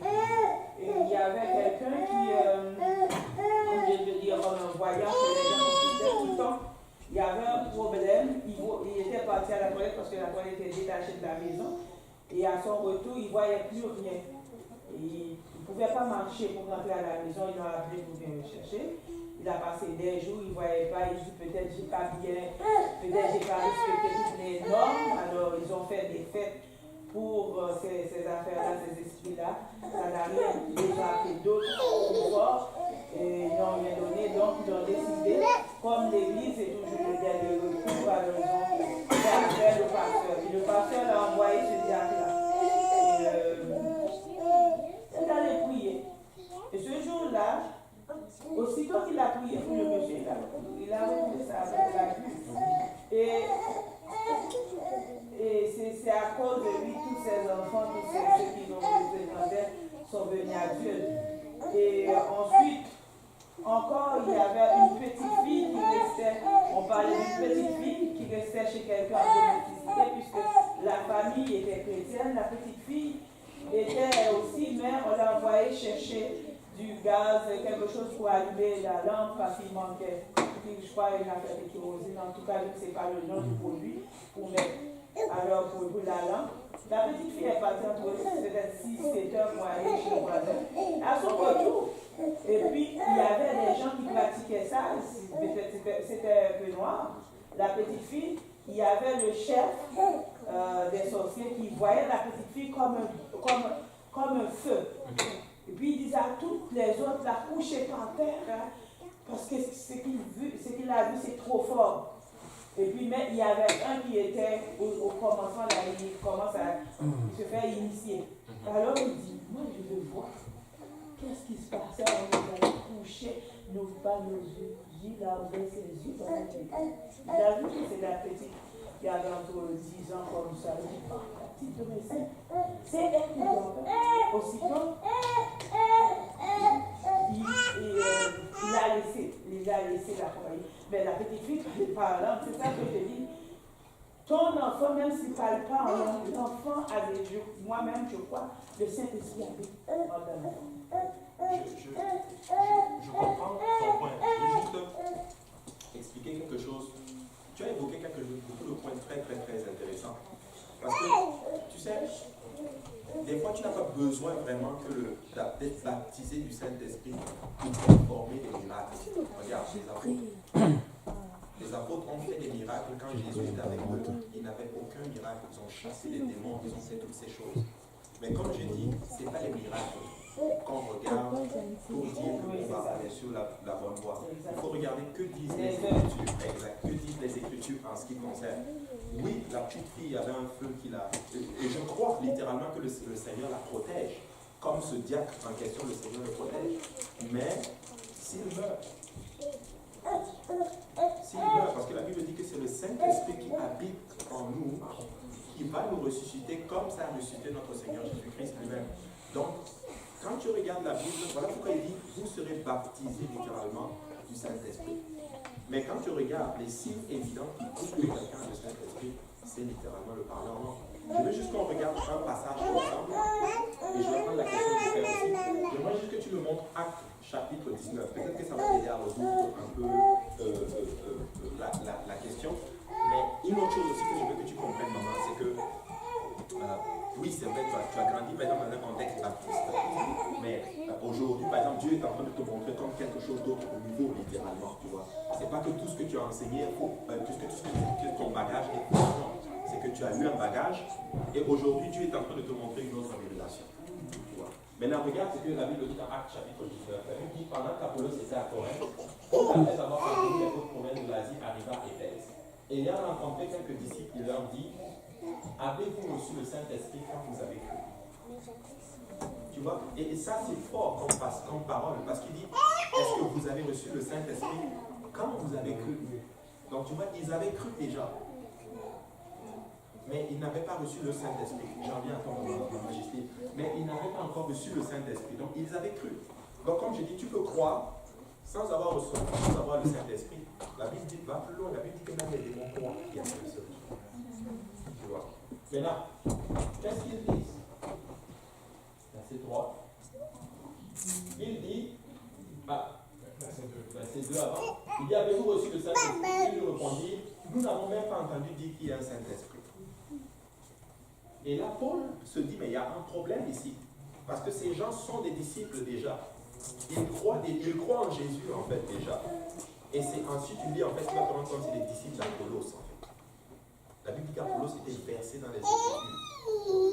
Maintenant, et la Bible dit justement qu'il avait la connaissance sur Jésus-Christ, mais les apôtres devaient l'enseigner pour qu'il soit correct. Donc, ça fait qu'il a enseigné ses disciples, mais tu vois que ce point-là, il ne les avait pas enseigné cela, littéralement. Mais là, regarde ce que Paul dit. De quel baptême avez-vous donc reçu? Parce que si tu n'as pas reçu le Saint-Esprit, on doit questionner ton baptême. Amen. Regarde ce qu'il dit. De quel baptême avez-vous donc été baptisé? Ils répondirent du baptême de Jean. Et là, alors Paul dit, Jean a baptisé du baptême de repentance, disant au peuple de croire en celui qui venait après lui, c'est-à-dire en Jésus. La Bible dit, sur ces paroles, ils furent baptisés au nom du Seigneur Jésus-Christ. Tu vois, ça casse un peu la doctrine de ceux qui disent on est baptisé seulement une seule fois. Tu vois, en fait, on est baptisé une seule fois, de bonne façon. Amen.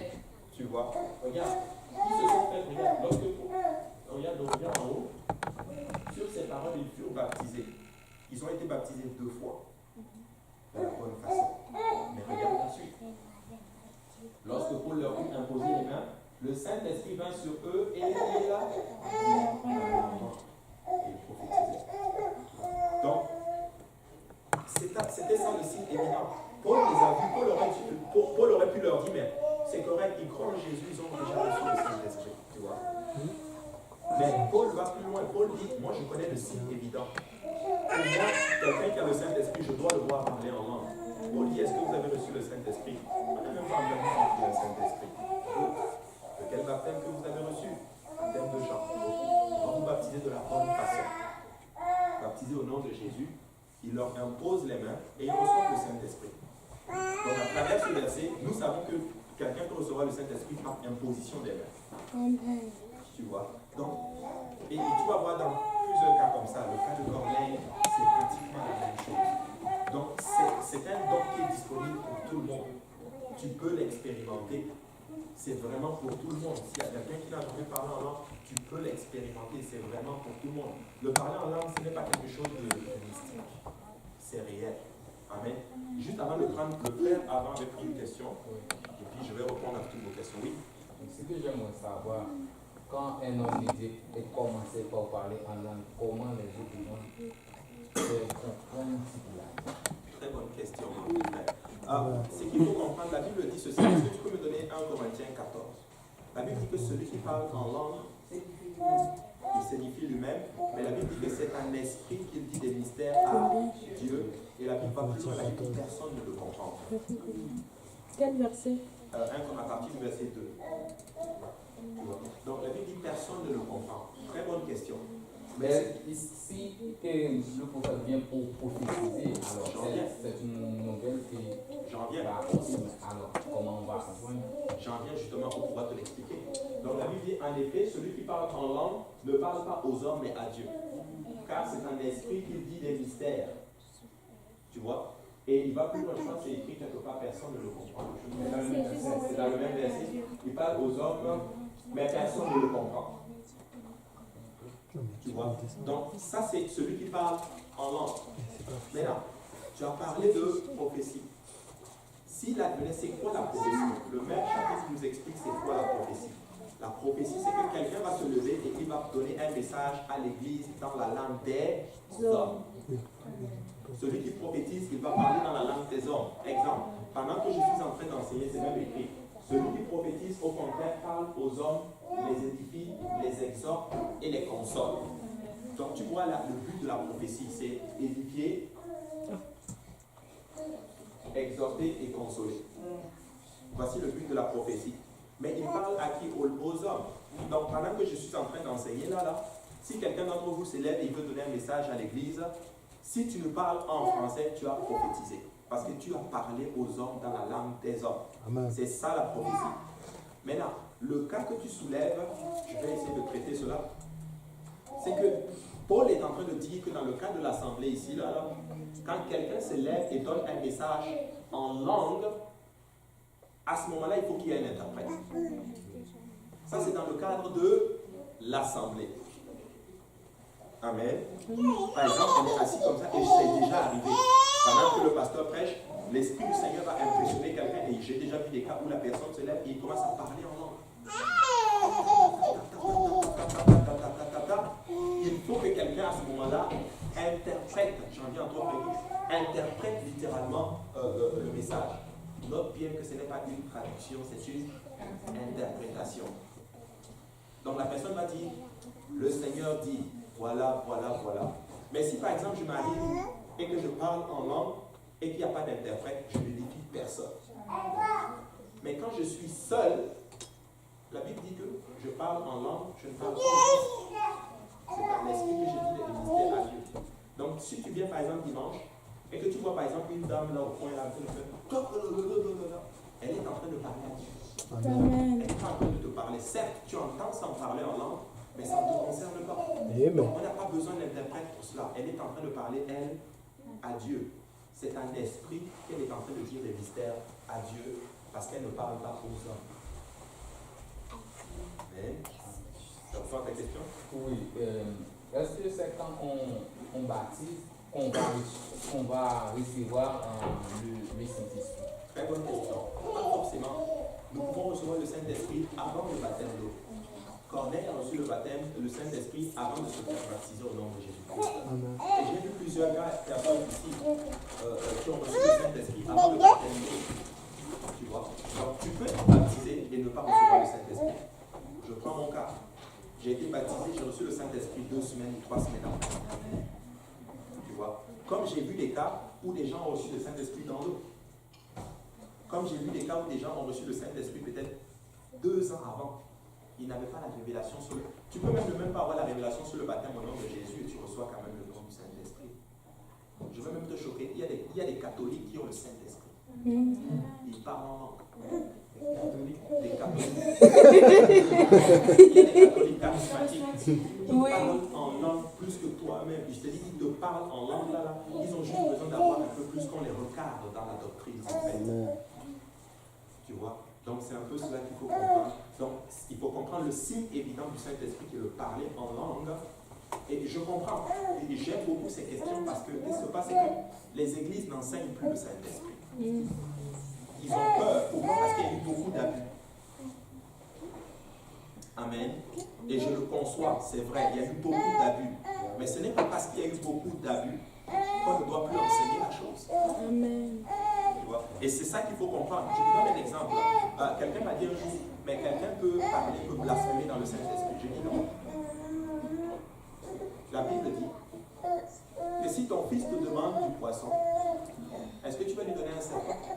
Non. Et si toi, en tant qu'être humain, faillible, tu es capable de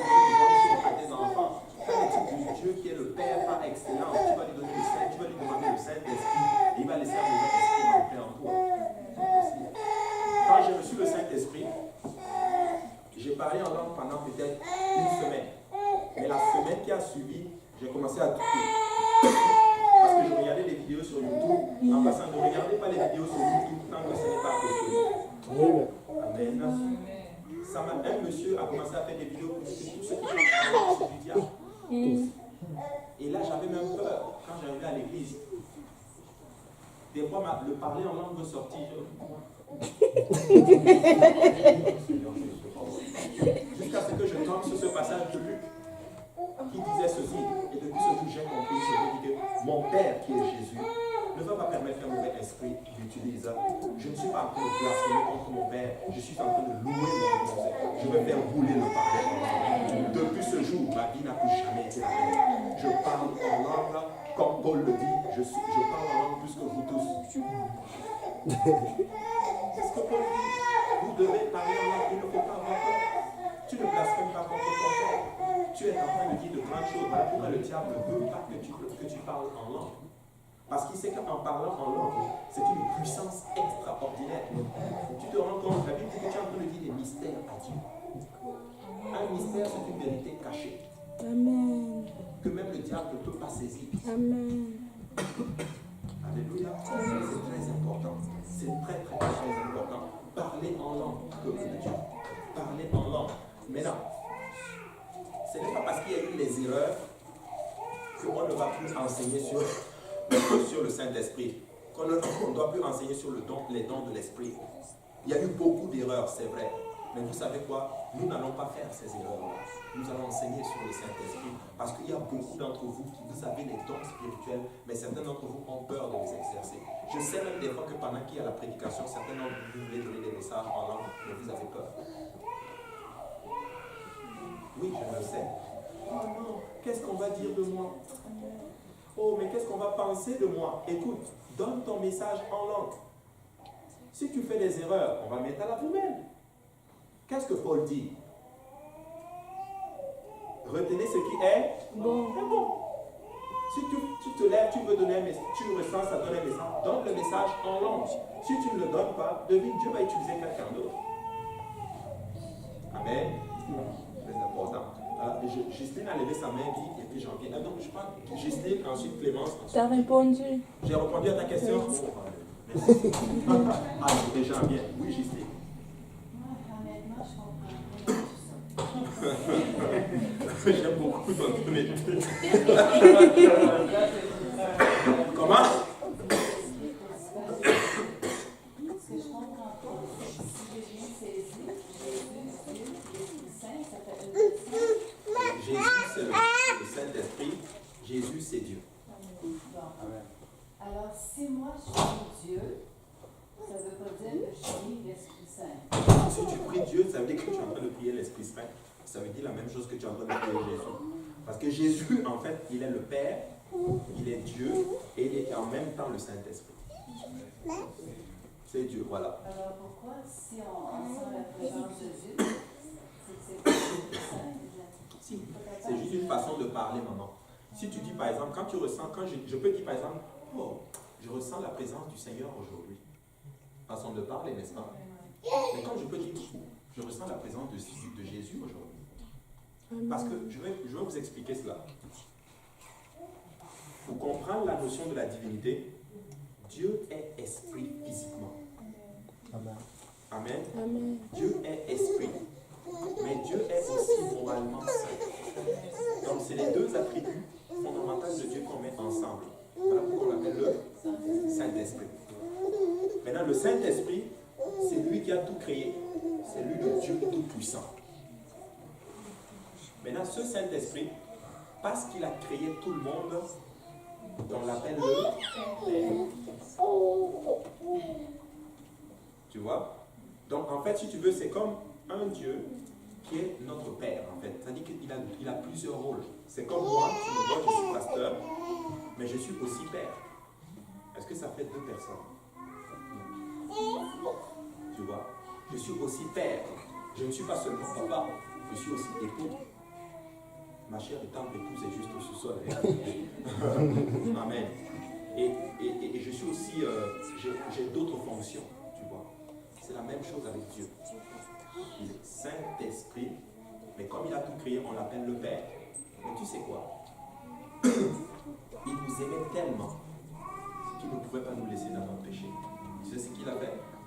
Il a fait un corps dans le ventre de Marie. Et lui qui est esprit est venu habiter pleinement dans ce corps. Donc quand tu voyais Jésus, tu voyais le Dieu Tout-Puissant dans un corps humain. Amen.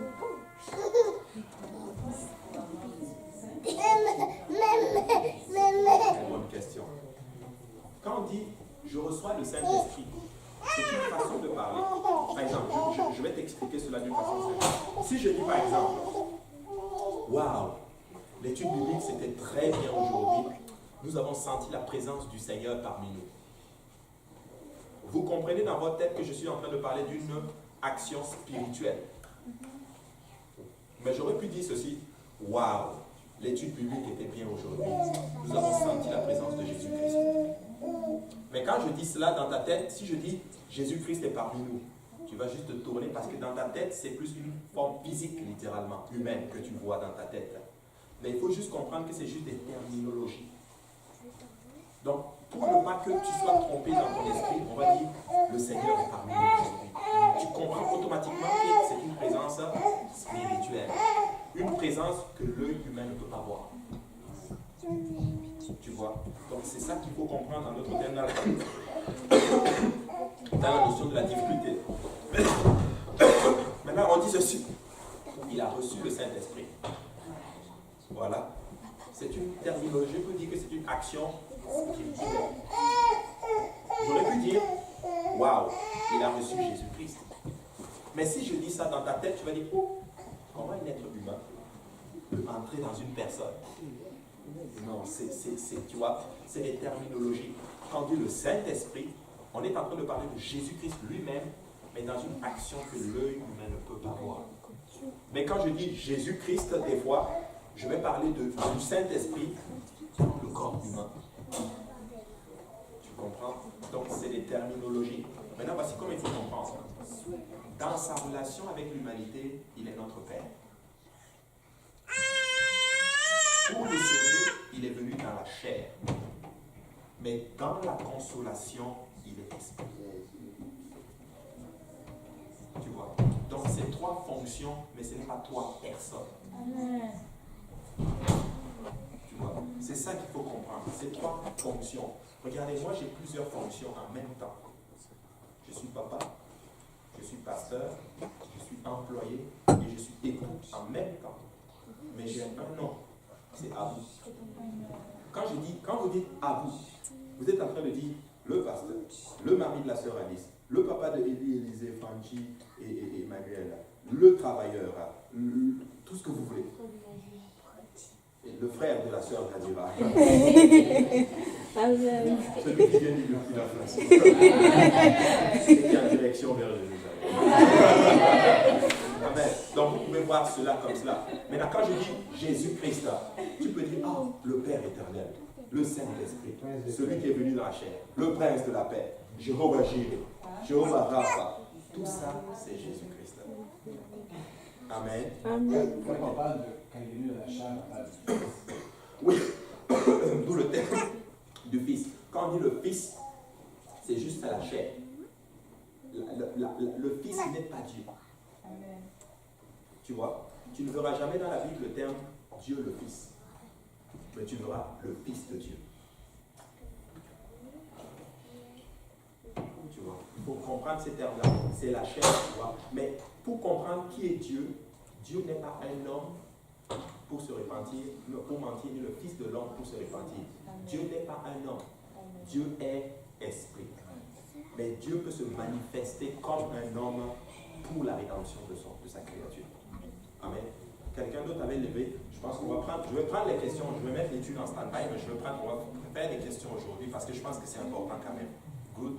Parce qu'on parle des choses importantes. Je pense que Guy avait levé sa main avant et puis j'en viens à toi. Oui, Guy. Quand tu as parlé des dons des langues, Des dons des langues, ouais. si mettons que quelqu'un parle en langue, il y a une traduction à faire, puis tu peux prendre deux personnes.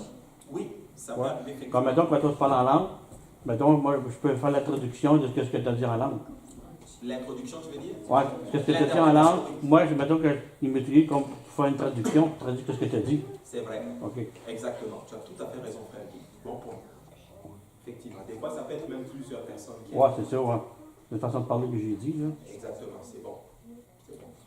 Esther. Si tu retiens beaucoup de fois, dans ta tête, tu dis, des fois, comme c'est comme, à la fin de parler avec tes amis, tu sens vraiment que le Saint-Esprit vient, genre, sans que tu veux parler en langue, mais tu te retiens, tu dis non. Et ça fait plusieurs fois que tu le fais. Tu perds le Saint-Esprit, alors en fin de compte. Non. Tu ne perds pas le Saint-Esprit. Maintenant, je veux vous dire quelque chose que je crois de tout mon cœur.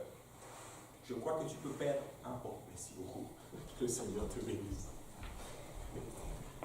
Merci beaucoup, frère. Mais je crois que tu peux perdre le Saint-Esprit. Amen. Je le crois de tout mon cœur. Le Saint-Esprit peut te quitter. Quand tu prends l'Ancien Testament, la Bible dit qu'à un moment donné, l'Esprit de Dieu avait quitté le temple. Nous sommes le temple du Saint-Esprit. Donc si nous ne faisons pas comme Dieu veut, l'Esprit du Seigneur ne contestera pas toujours avec l'homme. Donc des fois, Dieu va te parler, arrête.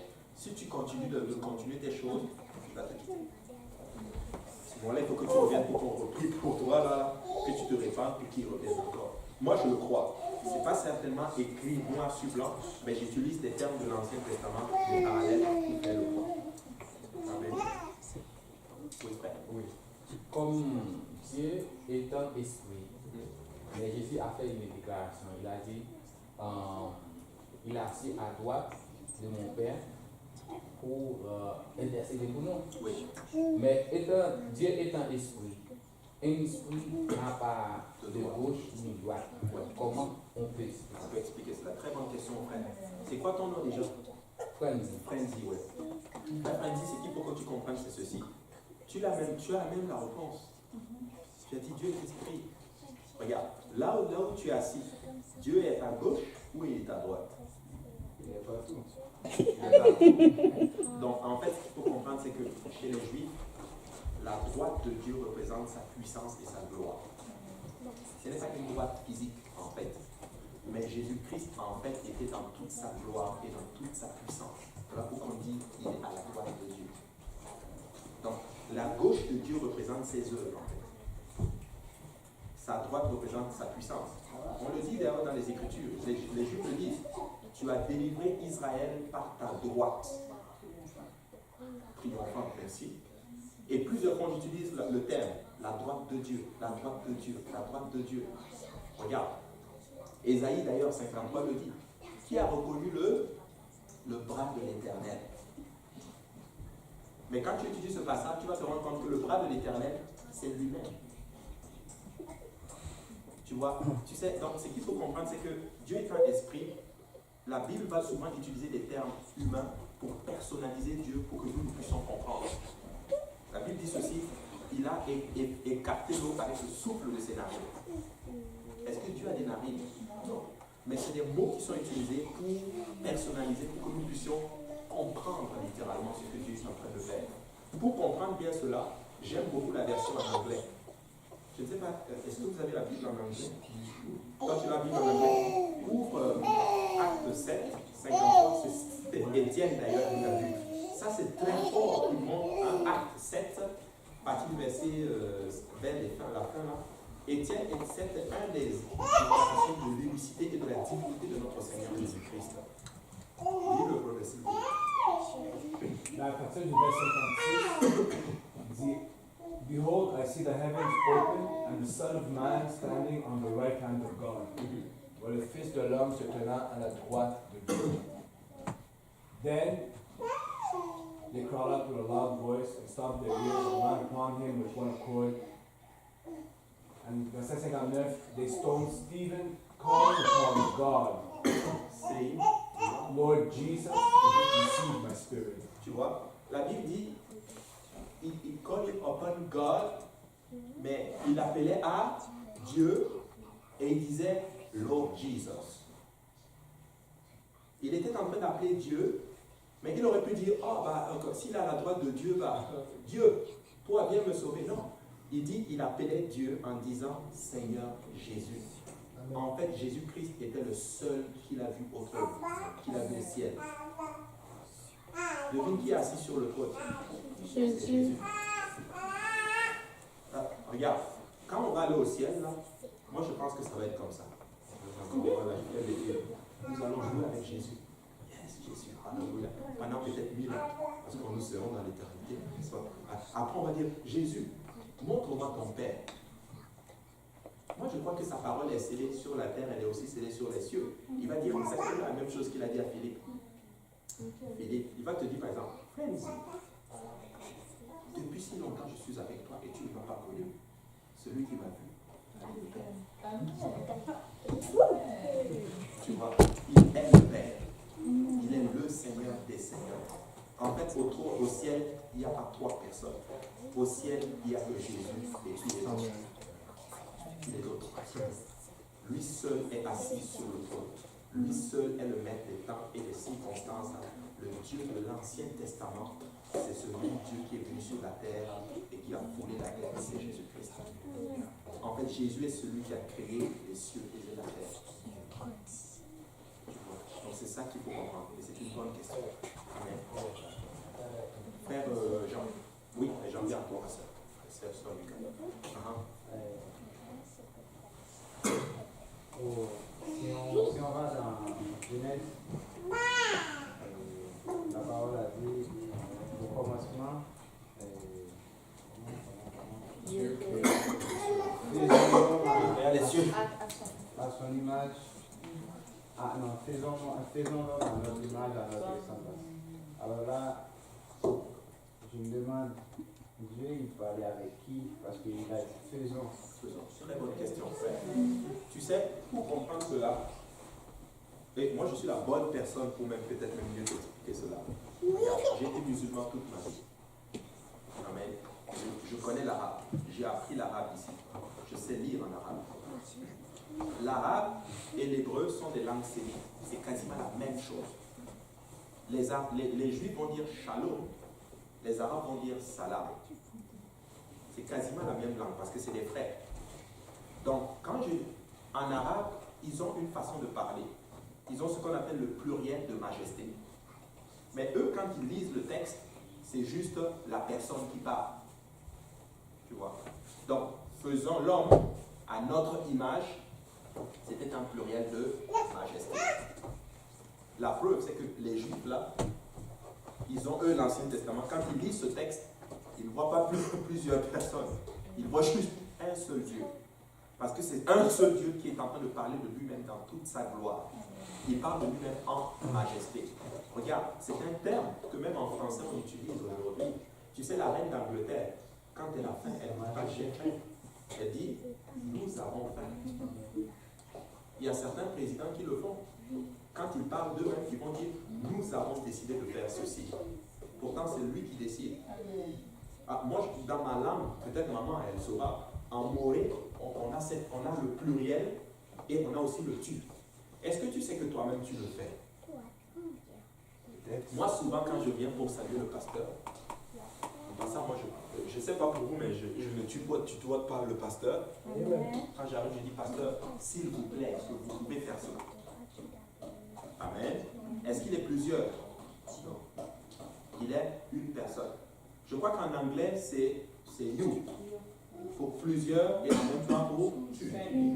Donc, mais ça, je trouve que ça, c'est tout. Parce que quand les gens parlent, quand c'est un dignitaire, le you, bon, dans leur tête, c'est en majesté, en respect.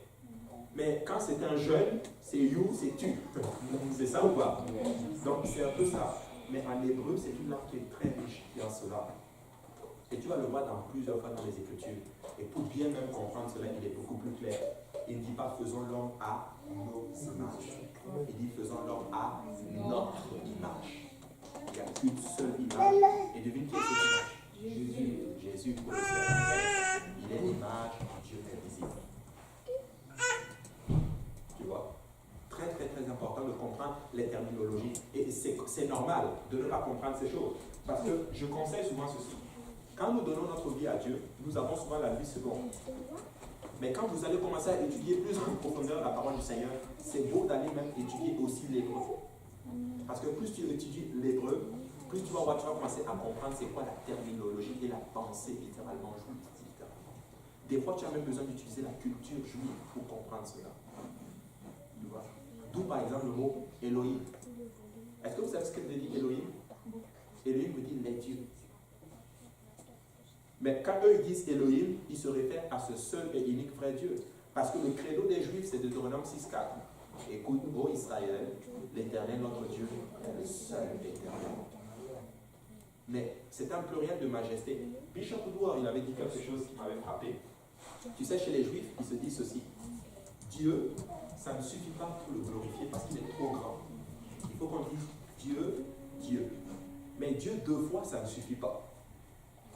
Dieu, Dieu. 3 fois, ça ne suffit pas. Il est juste trop grand. Donc, Dieu, Dieu, Dieu, Dieu, Dieu, Dieu, Dieu, Dieu, Dieu. Mais comme ils ne peuvent pas dire Dieu, Dieu, Dieu, Dieu, Dieu, ils vont dire Elohim. Oui. Je ne vous ai pas oublié les deux. Dans les psaumes de David, je me souviens pas quel psaume. Je sais où tu vas. Le Seigneur a dit à mon Seigneur, assis-toi à ma droite. Ouais. Là, il y a comme s'il y a 2 personnes. Absolument. Tu as l'impression que c'est 2 personnes, mais c'est le même, littéralement. C'est juste, il est en train de parler à un seul Dieu. Regarde, Jésus-Christ va utiliser ce même parallèle d'ailleurs pour confondre les Juifs. Il dit ceci. Ça, c'est Jésus qui parle aux Juifs. Il leur dit, de qui est le Messie? De qui il est le fils? Qu'est-ce qu'il répond? De David. Il est le fils de David. Et là, Jésus dit ceci. Mais s'il est le fils de David, pourquoi David l'appelle Seigneur? Tu vois, comme je dis, il y a certains passages dans la Bible qui sont traduits en français que pour mieux les comprendre, il faut étudier la culture juive. Il faut utiliser vraiment leur culture pour bien, j'en viens à toi, il faut utiliser la culture juive pour bien le comprendre en fait. Tu vois, regarde, je vais te donner encore un exemple qui va beaucoup t'aider. Jésus dit ceci, il y a plusieurs demeures dans la maison de mort. Je m'en vais vous préparer une place pour que là où je sois, vous aussi vous y soyez. C'est bizarre comme passage. Alors qu'il est encore le seul vrai Dieu, il est lui-même le Père. Pourquoi il parle comme ça? Quand tu étudies la culture juive, quand un homme voulait prendre une femme en mariage, vous savez ce qu'il venait dire à la femme? Il y a plusieurs demeures dans la maison de mon Père. Je m'en vais te préparer une place. Pour que là où je sois, tu y sois. En fait, Jésus était en train de faire une déclaration d'amour à Israël. Donc, pour comprendre certaines terminologies, certaines paroles que vous voyez, il faut étudier vraiment la culture juive. Il ne faut pas juste le prendre comme ça et dire, voilà, c'est 2 personnes. Non, c'est une personne. C'est comme par exemple, Paul dit ceci, nous nous bénissons au nom de Dieu notre Père et au nom du Seigneur Jésus-Christ. Ça a l'air d'être 2. Mais pour comprendre cela, il faut étudier la terminologie grecque à ce moment-là. Le mot est, qui dit ici, ça veut dire, il est Dieu notre Père et il est en même temps notre Seigneur Jésus-Christ. Donc, c'est ça qui fait qu'il y a beaucoup de problèmes parce qu'on prend juste le texte, mais on ne va pas plus loin que cela. Mais les apôtres nous ont enseigné qu'un seul et unique vrai Dieu et son nom, c'est Jésus-Christ. Amen. Ça répond à votre question? Esther, j'en viens à toi, elle a venu avant toi, avant que sa mère devienne bleue. Pour la culture juive, quand tu lis vraiment, toutes les terminaisons, tu vas commencer à voir qu'ils ont beaucoup de terminaisons parallèles. Comme il y a certains que c'est A, ou même un A, il y a alphabet, mais A, justement, ça signifie quelque chose. Alors, les juifs, il ne faut pas que tu les regardes. Quand les gens voient pour la traduction en français, ils disent « Oh, mais il y a 3 dieux, tout ça ». Mais quand tu regardes vraiment les juifs, eux-mêmes, pourquoi aussi c'est très difficile d'accepter que Jésus est Dieu? Ils disent « Mais il y a un seul Dieu, mais vous les catholiques, vous dites qu'il y en a 3, c'est impossible ». Mais pour eux, dans leur tête, ça a toujours été impossible. Même dans la terminaison, tu peux voir qu'il y a beaucoup de parallèles, mais c'est toujours une seule chose. C'est comme pour tes langues. Il peut y avoir des langues que genre, on peut dire que moi, Yessou, pour elle, Yessou, c'est la même chose. On dit la même chose, mais c'est juste des terminaisons différents. Mais ça, c'est pas ça ta question. Ah non, non. Et vous l'ajoutez. Amen. Les Juifs, là, c'est Vas-y avec ta question. Sinon, on va finir ici. Vas-y avec la question. Vas-y. Juste avant, je laisse avoir une chose. Pour Saint-Esprit, aussi quand on peut recevoir dans le cœur. Des fois, les gens, quand on parle avec les gens, ils sont quand même d'une lecture différente. Ils comprennent pas tout à fait. Est-ce que le fait aussi un peu de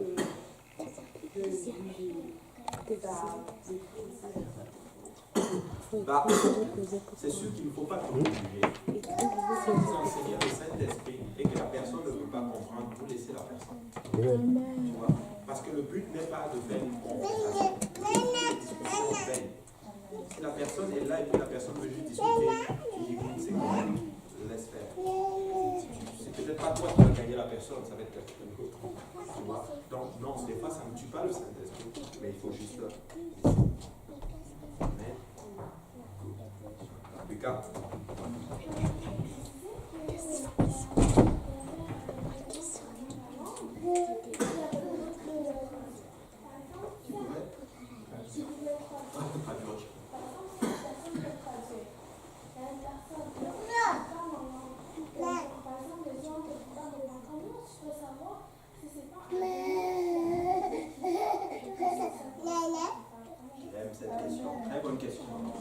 Ce qu'il faut que tu comprennes, c'est ceci, c'est que nous, on va toujours par la foi. Ok? Et moi, je vais te croire littéralement ce que tu vas me montrer. Après, le reste, c'est vraiment entre toi et Dieu. Exemple. Tu viens à l'hôtel, moi, je prie pour toi. Ok? Et je ne veux même pas aller direct, je ne veux même pas aller sur le cas du démon. On va juste aller, on va dire que tu fais semblant. Tu dis, ok, pasteur, vous là, tout le temps, Saint-Esprit. Tout le temps, je veux lui donner son Saint-Esprit. Et là, pasteur Rousseau, elle a reçu le Saint-Esprit. Je crois ce que tu me montres. Après, le reste, c'est entre toi et Dieu. Donc, je ne peux pas, je n'ai pas quelque chose. C'est vrai, il peut arriver que Dieu peut me moindre. Et je peux arriver à me dire que non, ça c'est pas vraiment, ça c'est vraiment le diable qui est en train de nous utiliser. Tu vois? Mais tu sais quoi, si tu parles en moi, je m'efforce de croire que tu l'as reçu. C'est pour ça que je dis, on n'est pas en train de faire semblant, on est en train de jouer l'hypocrite. Moi j'ai reçu le Saint-Esprit, je parle en langue. Je ne fais pas l'hypocrite, j'ai reçu le Saint-Esprit. Tu vois? Donc c'est juste pour te dire, donc, des fois, on va juste prier, on va faire confiance au Seigneur et on va dire que la personne a reçu le Saint-Esprit parce que nous avons entendu ce louis, comme la Bible le déclare. Mais là, après, si la personne est en train de faire semblant, ça c'est son problème avec Dieu. Amen. Oui, maman, elle n'en veut pas parler, puis je vais vous répondre. Vas-y. Alors, comment on fait une fois qu'on a été baptisé, mais qu'on ne parle toujours pas? Bonne question. Il faut que tu pries. Il faut que tu pries. Hein? On va reprier encore, mais ce qu'il faut que tu comprennes, c'est que certaines personnes, c'est beaucoup plus rapide que d'autres. Il y en a qui vont venir, qui vont recevoir le Saint-Esprit comme cela. Comme des fois, d'autres personnes, ça prend plus de temps. Donc, ce que je vais te conseiller à cette personne-là, c'est de dire ceci, n'abandonne pas. À chaque fois qu'on donne l'appel à l'hôtel, viens à l'hôtel, viens pour toi. Tu vas le recevoir un jour ou l'autre. Mais moi, j'ai expérimenté ça. C'est que après mon baptême, je n'ai pas reçu l'Esprit Saint. Mais lorsqu'on priait avec moi, je ressentais quelque chose. Amen. Que je ne peux pas tout à fait décrire parce que c'était physique. Donc, ça, c'est pas le signe de l'Esprit. Non, il faut vraiment que tu parles. Tu sais, oui, tu vas ressentir quelque chose qui vient. Des fois, tu vas même avoir peut-être même la chair de poule. Mais c'est pas vraiment, ou peut-être tu vas chez toi, tu vas même tomber. Mais c'est pas ça vraiment le signe. C'est-à-dire qu'il faut que cette langue sorte, tu vois. Maintenant, no stress, pas de stress. Si c'est pas venu tout de suite, please, pas de stress. Tu le souhaites, mais il faut juste continuer à prier. Moi, j'ai pas reçu le Saint-Esprit tout de suite. J'ai reçu le Saint-Esprit peut-être 3 semaines après. Tu comprends? Maintenant, et j'ai vu des gens qui ont pris 1 an pour recevoir le Saint-Esprit.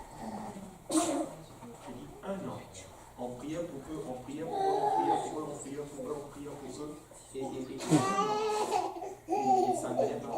Les mamans, le jour qu'ils ont reçu le Saint-Esprit, c'est comme s'ils avaient rattrapé le temps. Il y a une des sœurs comme ça, la sœur Chamira, vous la connaissez toutes.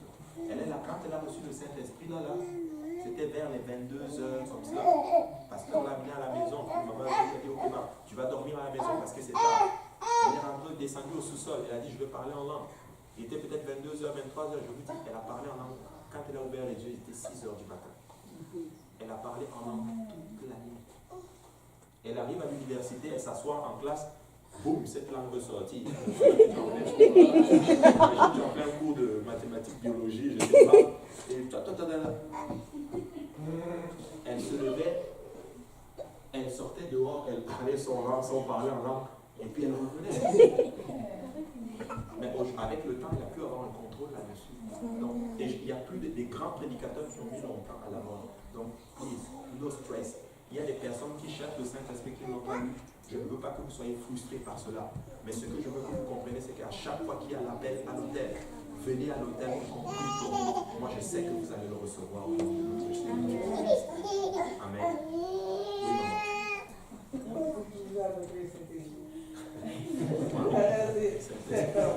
Peut-être qu'il faut qu'on fasse un jour un enseignement de Saint-Esprit pour toute l'Église. Exactement. Ouais. Mais moi, je me suis dit, ceux qui n'avaient pas parlé en langue, ces personnes-là ne sont pas sauvées. C'est ça qui chipote dans ma tête. C'est ça parce que j'avais mes grands-parents et donc ma grand-mère ne savait pas lire. Mais les autres, elles la fait lire le soir. La Bible, on ne dormait pas sans qu'on ne fasse pas comme une petite prière, on chante. Et on va lire une portion biblique et parfois presque toutes les psaumes que je connaissais, que je connais jusqu'à maintenant, 51, 91, Matthieu, tout ce que je connais. Et c'est elle qui m'a appris ça, parce qu'il fallait lire la Bible le soir, chanter, prier avant de dormir. Et le matin, de très tôt, on se lève avant de sortir, il faut prier. Et avant de manger, il faut prier tout le temps. Dès qu'elle sort, avant de sortir, elle va prier quand même si c'est 2 mots, elle va dire, elle va demander à Dieu la grâce, et à son retour, elle va faire la même chose. Elle a fait ça, et jamais elle a parlé en langue. Elle a accepté le Seigneur Jésus parce que elle avait toujours, après son mariage, elle a eu tout le temps, elle perdait son enfant. Et ensuite, quand elle a eu la vie d'avoir son enfant, on l'a donné du poison, une corde, un peu de poison. Et puis après, elle a fini par, quelqu'un a essayé de parler de Dieu, elle a accepté Jésus. Et comme ça, elle a pu garder ses autres enfants. Donc, elle disait, lui, elle et son mari, les autres restaient toujours à l'église. Et la même chose qu'elle a vécue, elle a parlé aussi avec une madame qui était à côté, les autres ont accepté Jésus. Et jusqu'à présent, cette famille-là sont chrétiennes. Mais moi, je me suis dit, est-ce que ces personnes-là sont sauvées ou pas? Parce que j'ai vu l'œuvre de Dieu, puisque l'autre famille qui était à côté, la madame elle a eu 12 enfants. Elle a eu les 7 premiers enfants sont morts. Il y a qui sont morts à 18 ans, 12 ans, 8 ans. Parfois, elle sortait au marché, l'enfant tombe. Mais dès que c'est des persécutions, c'est des gens, c'est de la sorcellerie. Dès qu'elle a accepté Jésus avec l'esprit, elle a eu les derniers, les 5 ans. Et c'est les 7 enfants qui sont restés jusqu'à maintenant. Eux autres sont là, toujours dans l'église. Et ces personnes-là qui sont là. Mais les 7 autres-là sont tous partis. Ce n'est pas des bébés qui sont nés 2 mois.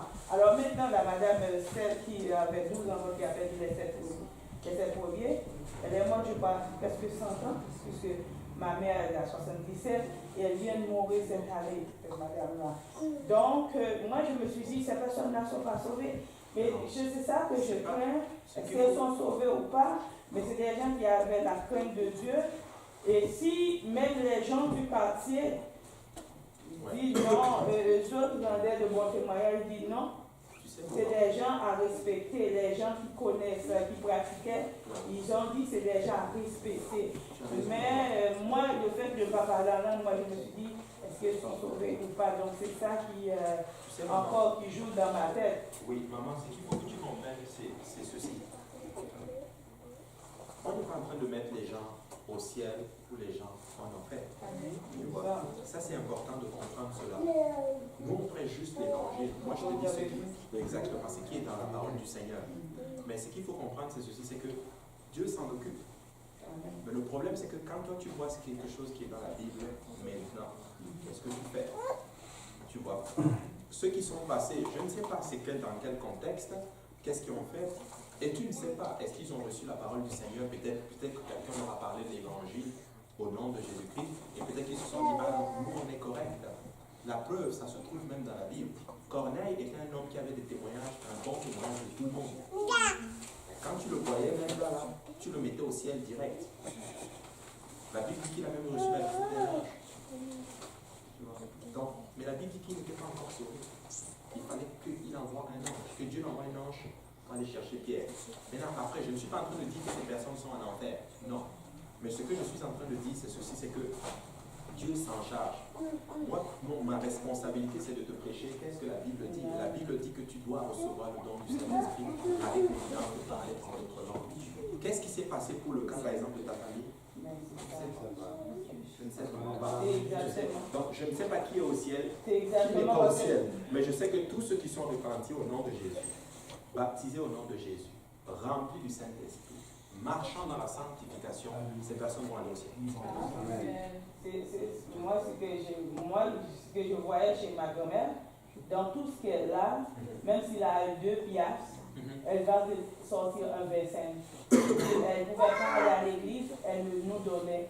Et quand elle n'était plus capable de marcher, à son retour, on sort de l'église, il faut venir raconter de quel livre qu'on a prêché et raconter ce qu'on avait dit. Il faut donner une compte rendu tout le temps. C'est ça. Et ce n'est pas le premier cas, il y a plusieurs cas comme ça. Mais comme je dis, il faut qu'on évite de dire tel est sauvé, tel n'est pas sauvé. On doit juste prêcher l'évangile, mais pour le moment, quand tu vois la révélation dans la Bible, qu'est-ce qu'on fait? On doit juste y obéir. Et c'est ça qu'il faut comprendre en d'autres termes. Amen. Alléluia. Il est 21h18, on va s'arrêter là pour aujourd'hui. C'était vraiment des questions, mais je suis très content en passant. Je suis content quand il y a des questions comme cela. Ça relève là ce que nous devons enseigner peut-être probablement sur le Saint-Esprit, sur l'unicité de Dieu. Donc très bientôt, on va commencer peut-être à cibler. Donc c'est bon quand on a souvent des questions. Et pourquoi j'ai pris les questions? Parce que ce sont des choses salutaires. Amen. Ce sont des choses salutaires. Après c'est dur, je veux dire. Je veux juste ajouter une petite chose. Concernant ce que le frère Jean dit tantôt, parce que beaucoup de personnes disent ça, et dans le livre de Genèse, Dieu dit, faisons l'homme à notre image. Et voilà, ça prouve que, tu vois, il dit qu'il y a 3 personnes. Le Père, le Fils et le Saint-Esprit. La différence, c'est que si on continue à lire, la Bible dit, et Dieu crée l'homme à son image. Amen. Il n'a pas dit, et Dieu a créé l'homme à ses images. Et si on réfléchit un peu, si Dieu c'est 3 personnes, et il dit faisons l'homme et notre image, et Dieu a fait l'homme à son image, ben, il aurait créé 3 hommes. Mais il a créé un seul homme. Donc, c'est juste que ça ne fait juste pas de sens. C'est juste ça. Amen. Alléluia. Est-ce qu'on peut battre les mains pour le Seigneur?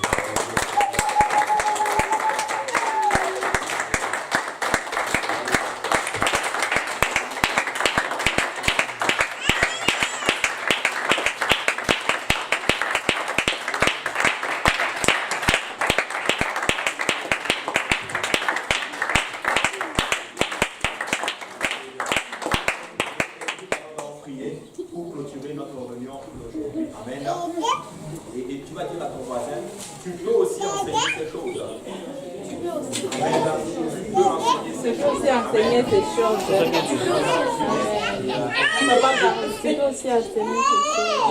Est-ce que tu enseignes? T'enseignes?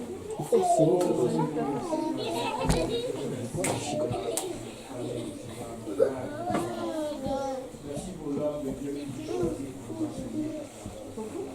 Merci Seigneur pour ta parole qui nous place sur le bon chemin. Nous sommes ici, Saint-Saint, Seigneur, nous sommes ici pour avoir compte, parce que toi seul es digne de louange et d'adoration. Toi seul, Seigneur, fais quelque chose, Seigneur, et tu donnes, Seigneur, tu donnes gratuitement à ceux qui cherchent, Seigneur. Il manque que la parole qui a été enseignée aujourd'hui, Seigneur, que tu la scelles par ton Saint-Esprit dans nos cœurs, que tu ouvres nos pensées, Seigneur, et que tu places, alléluia, ta parole pure et sainte, Seigneur, qu'on puisse la connaître, qu'on puisse la comprendre, que tu nous aides, Seigneur, à te suivre, Seigneur. Je prie, Seigneur, pour le salut de tous les gens qui se remplissent de la maison, Seigneur, et que tu nous laisses, Seigneur, avec ton cœur, Seigneur, plein de compassion les uns pour les autres, d'amour, Seigneur, et que tu nous apprends à aimer ta parole, Seigneur, et à te laisser, Seigneur, je prie au nom de ton Au nom de Jésus. Au nom de Jésus.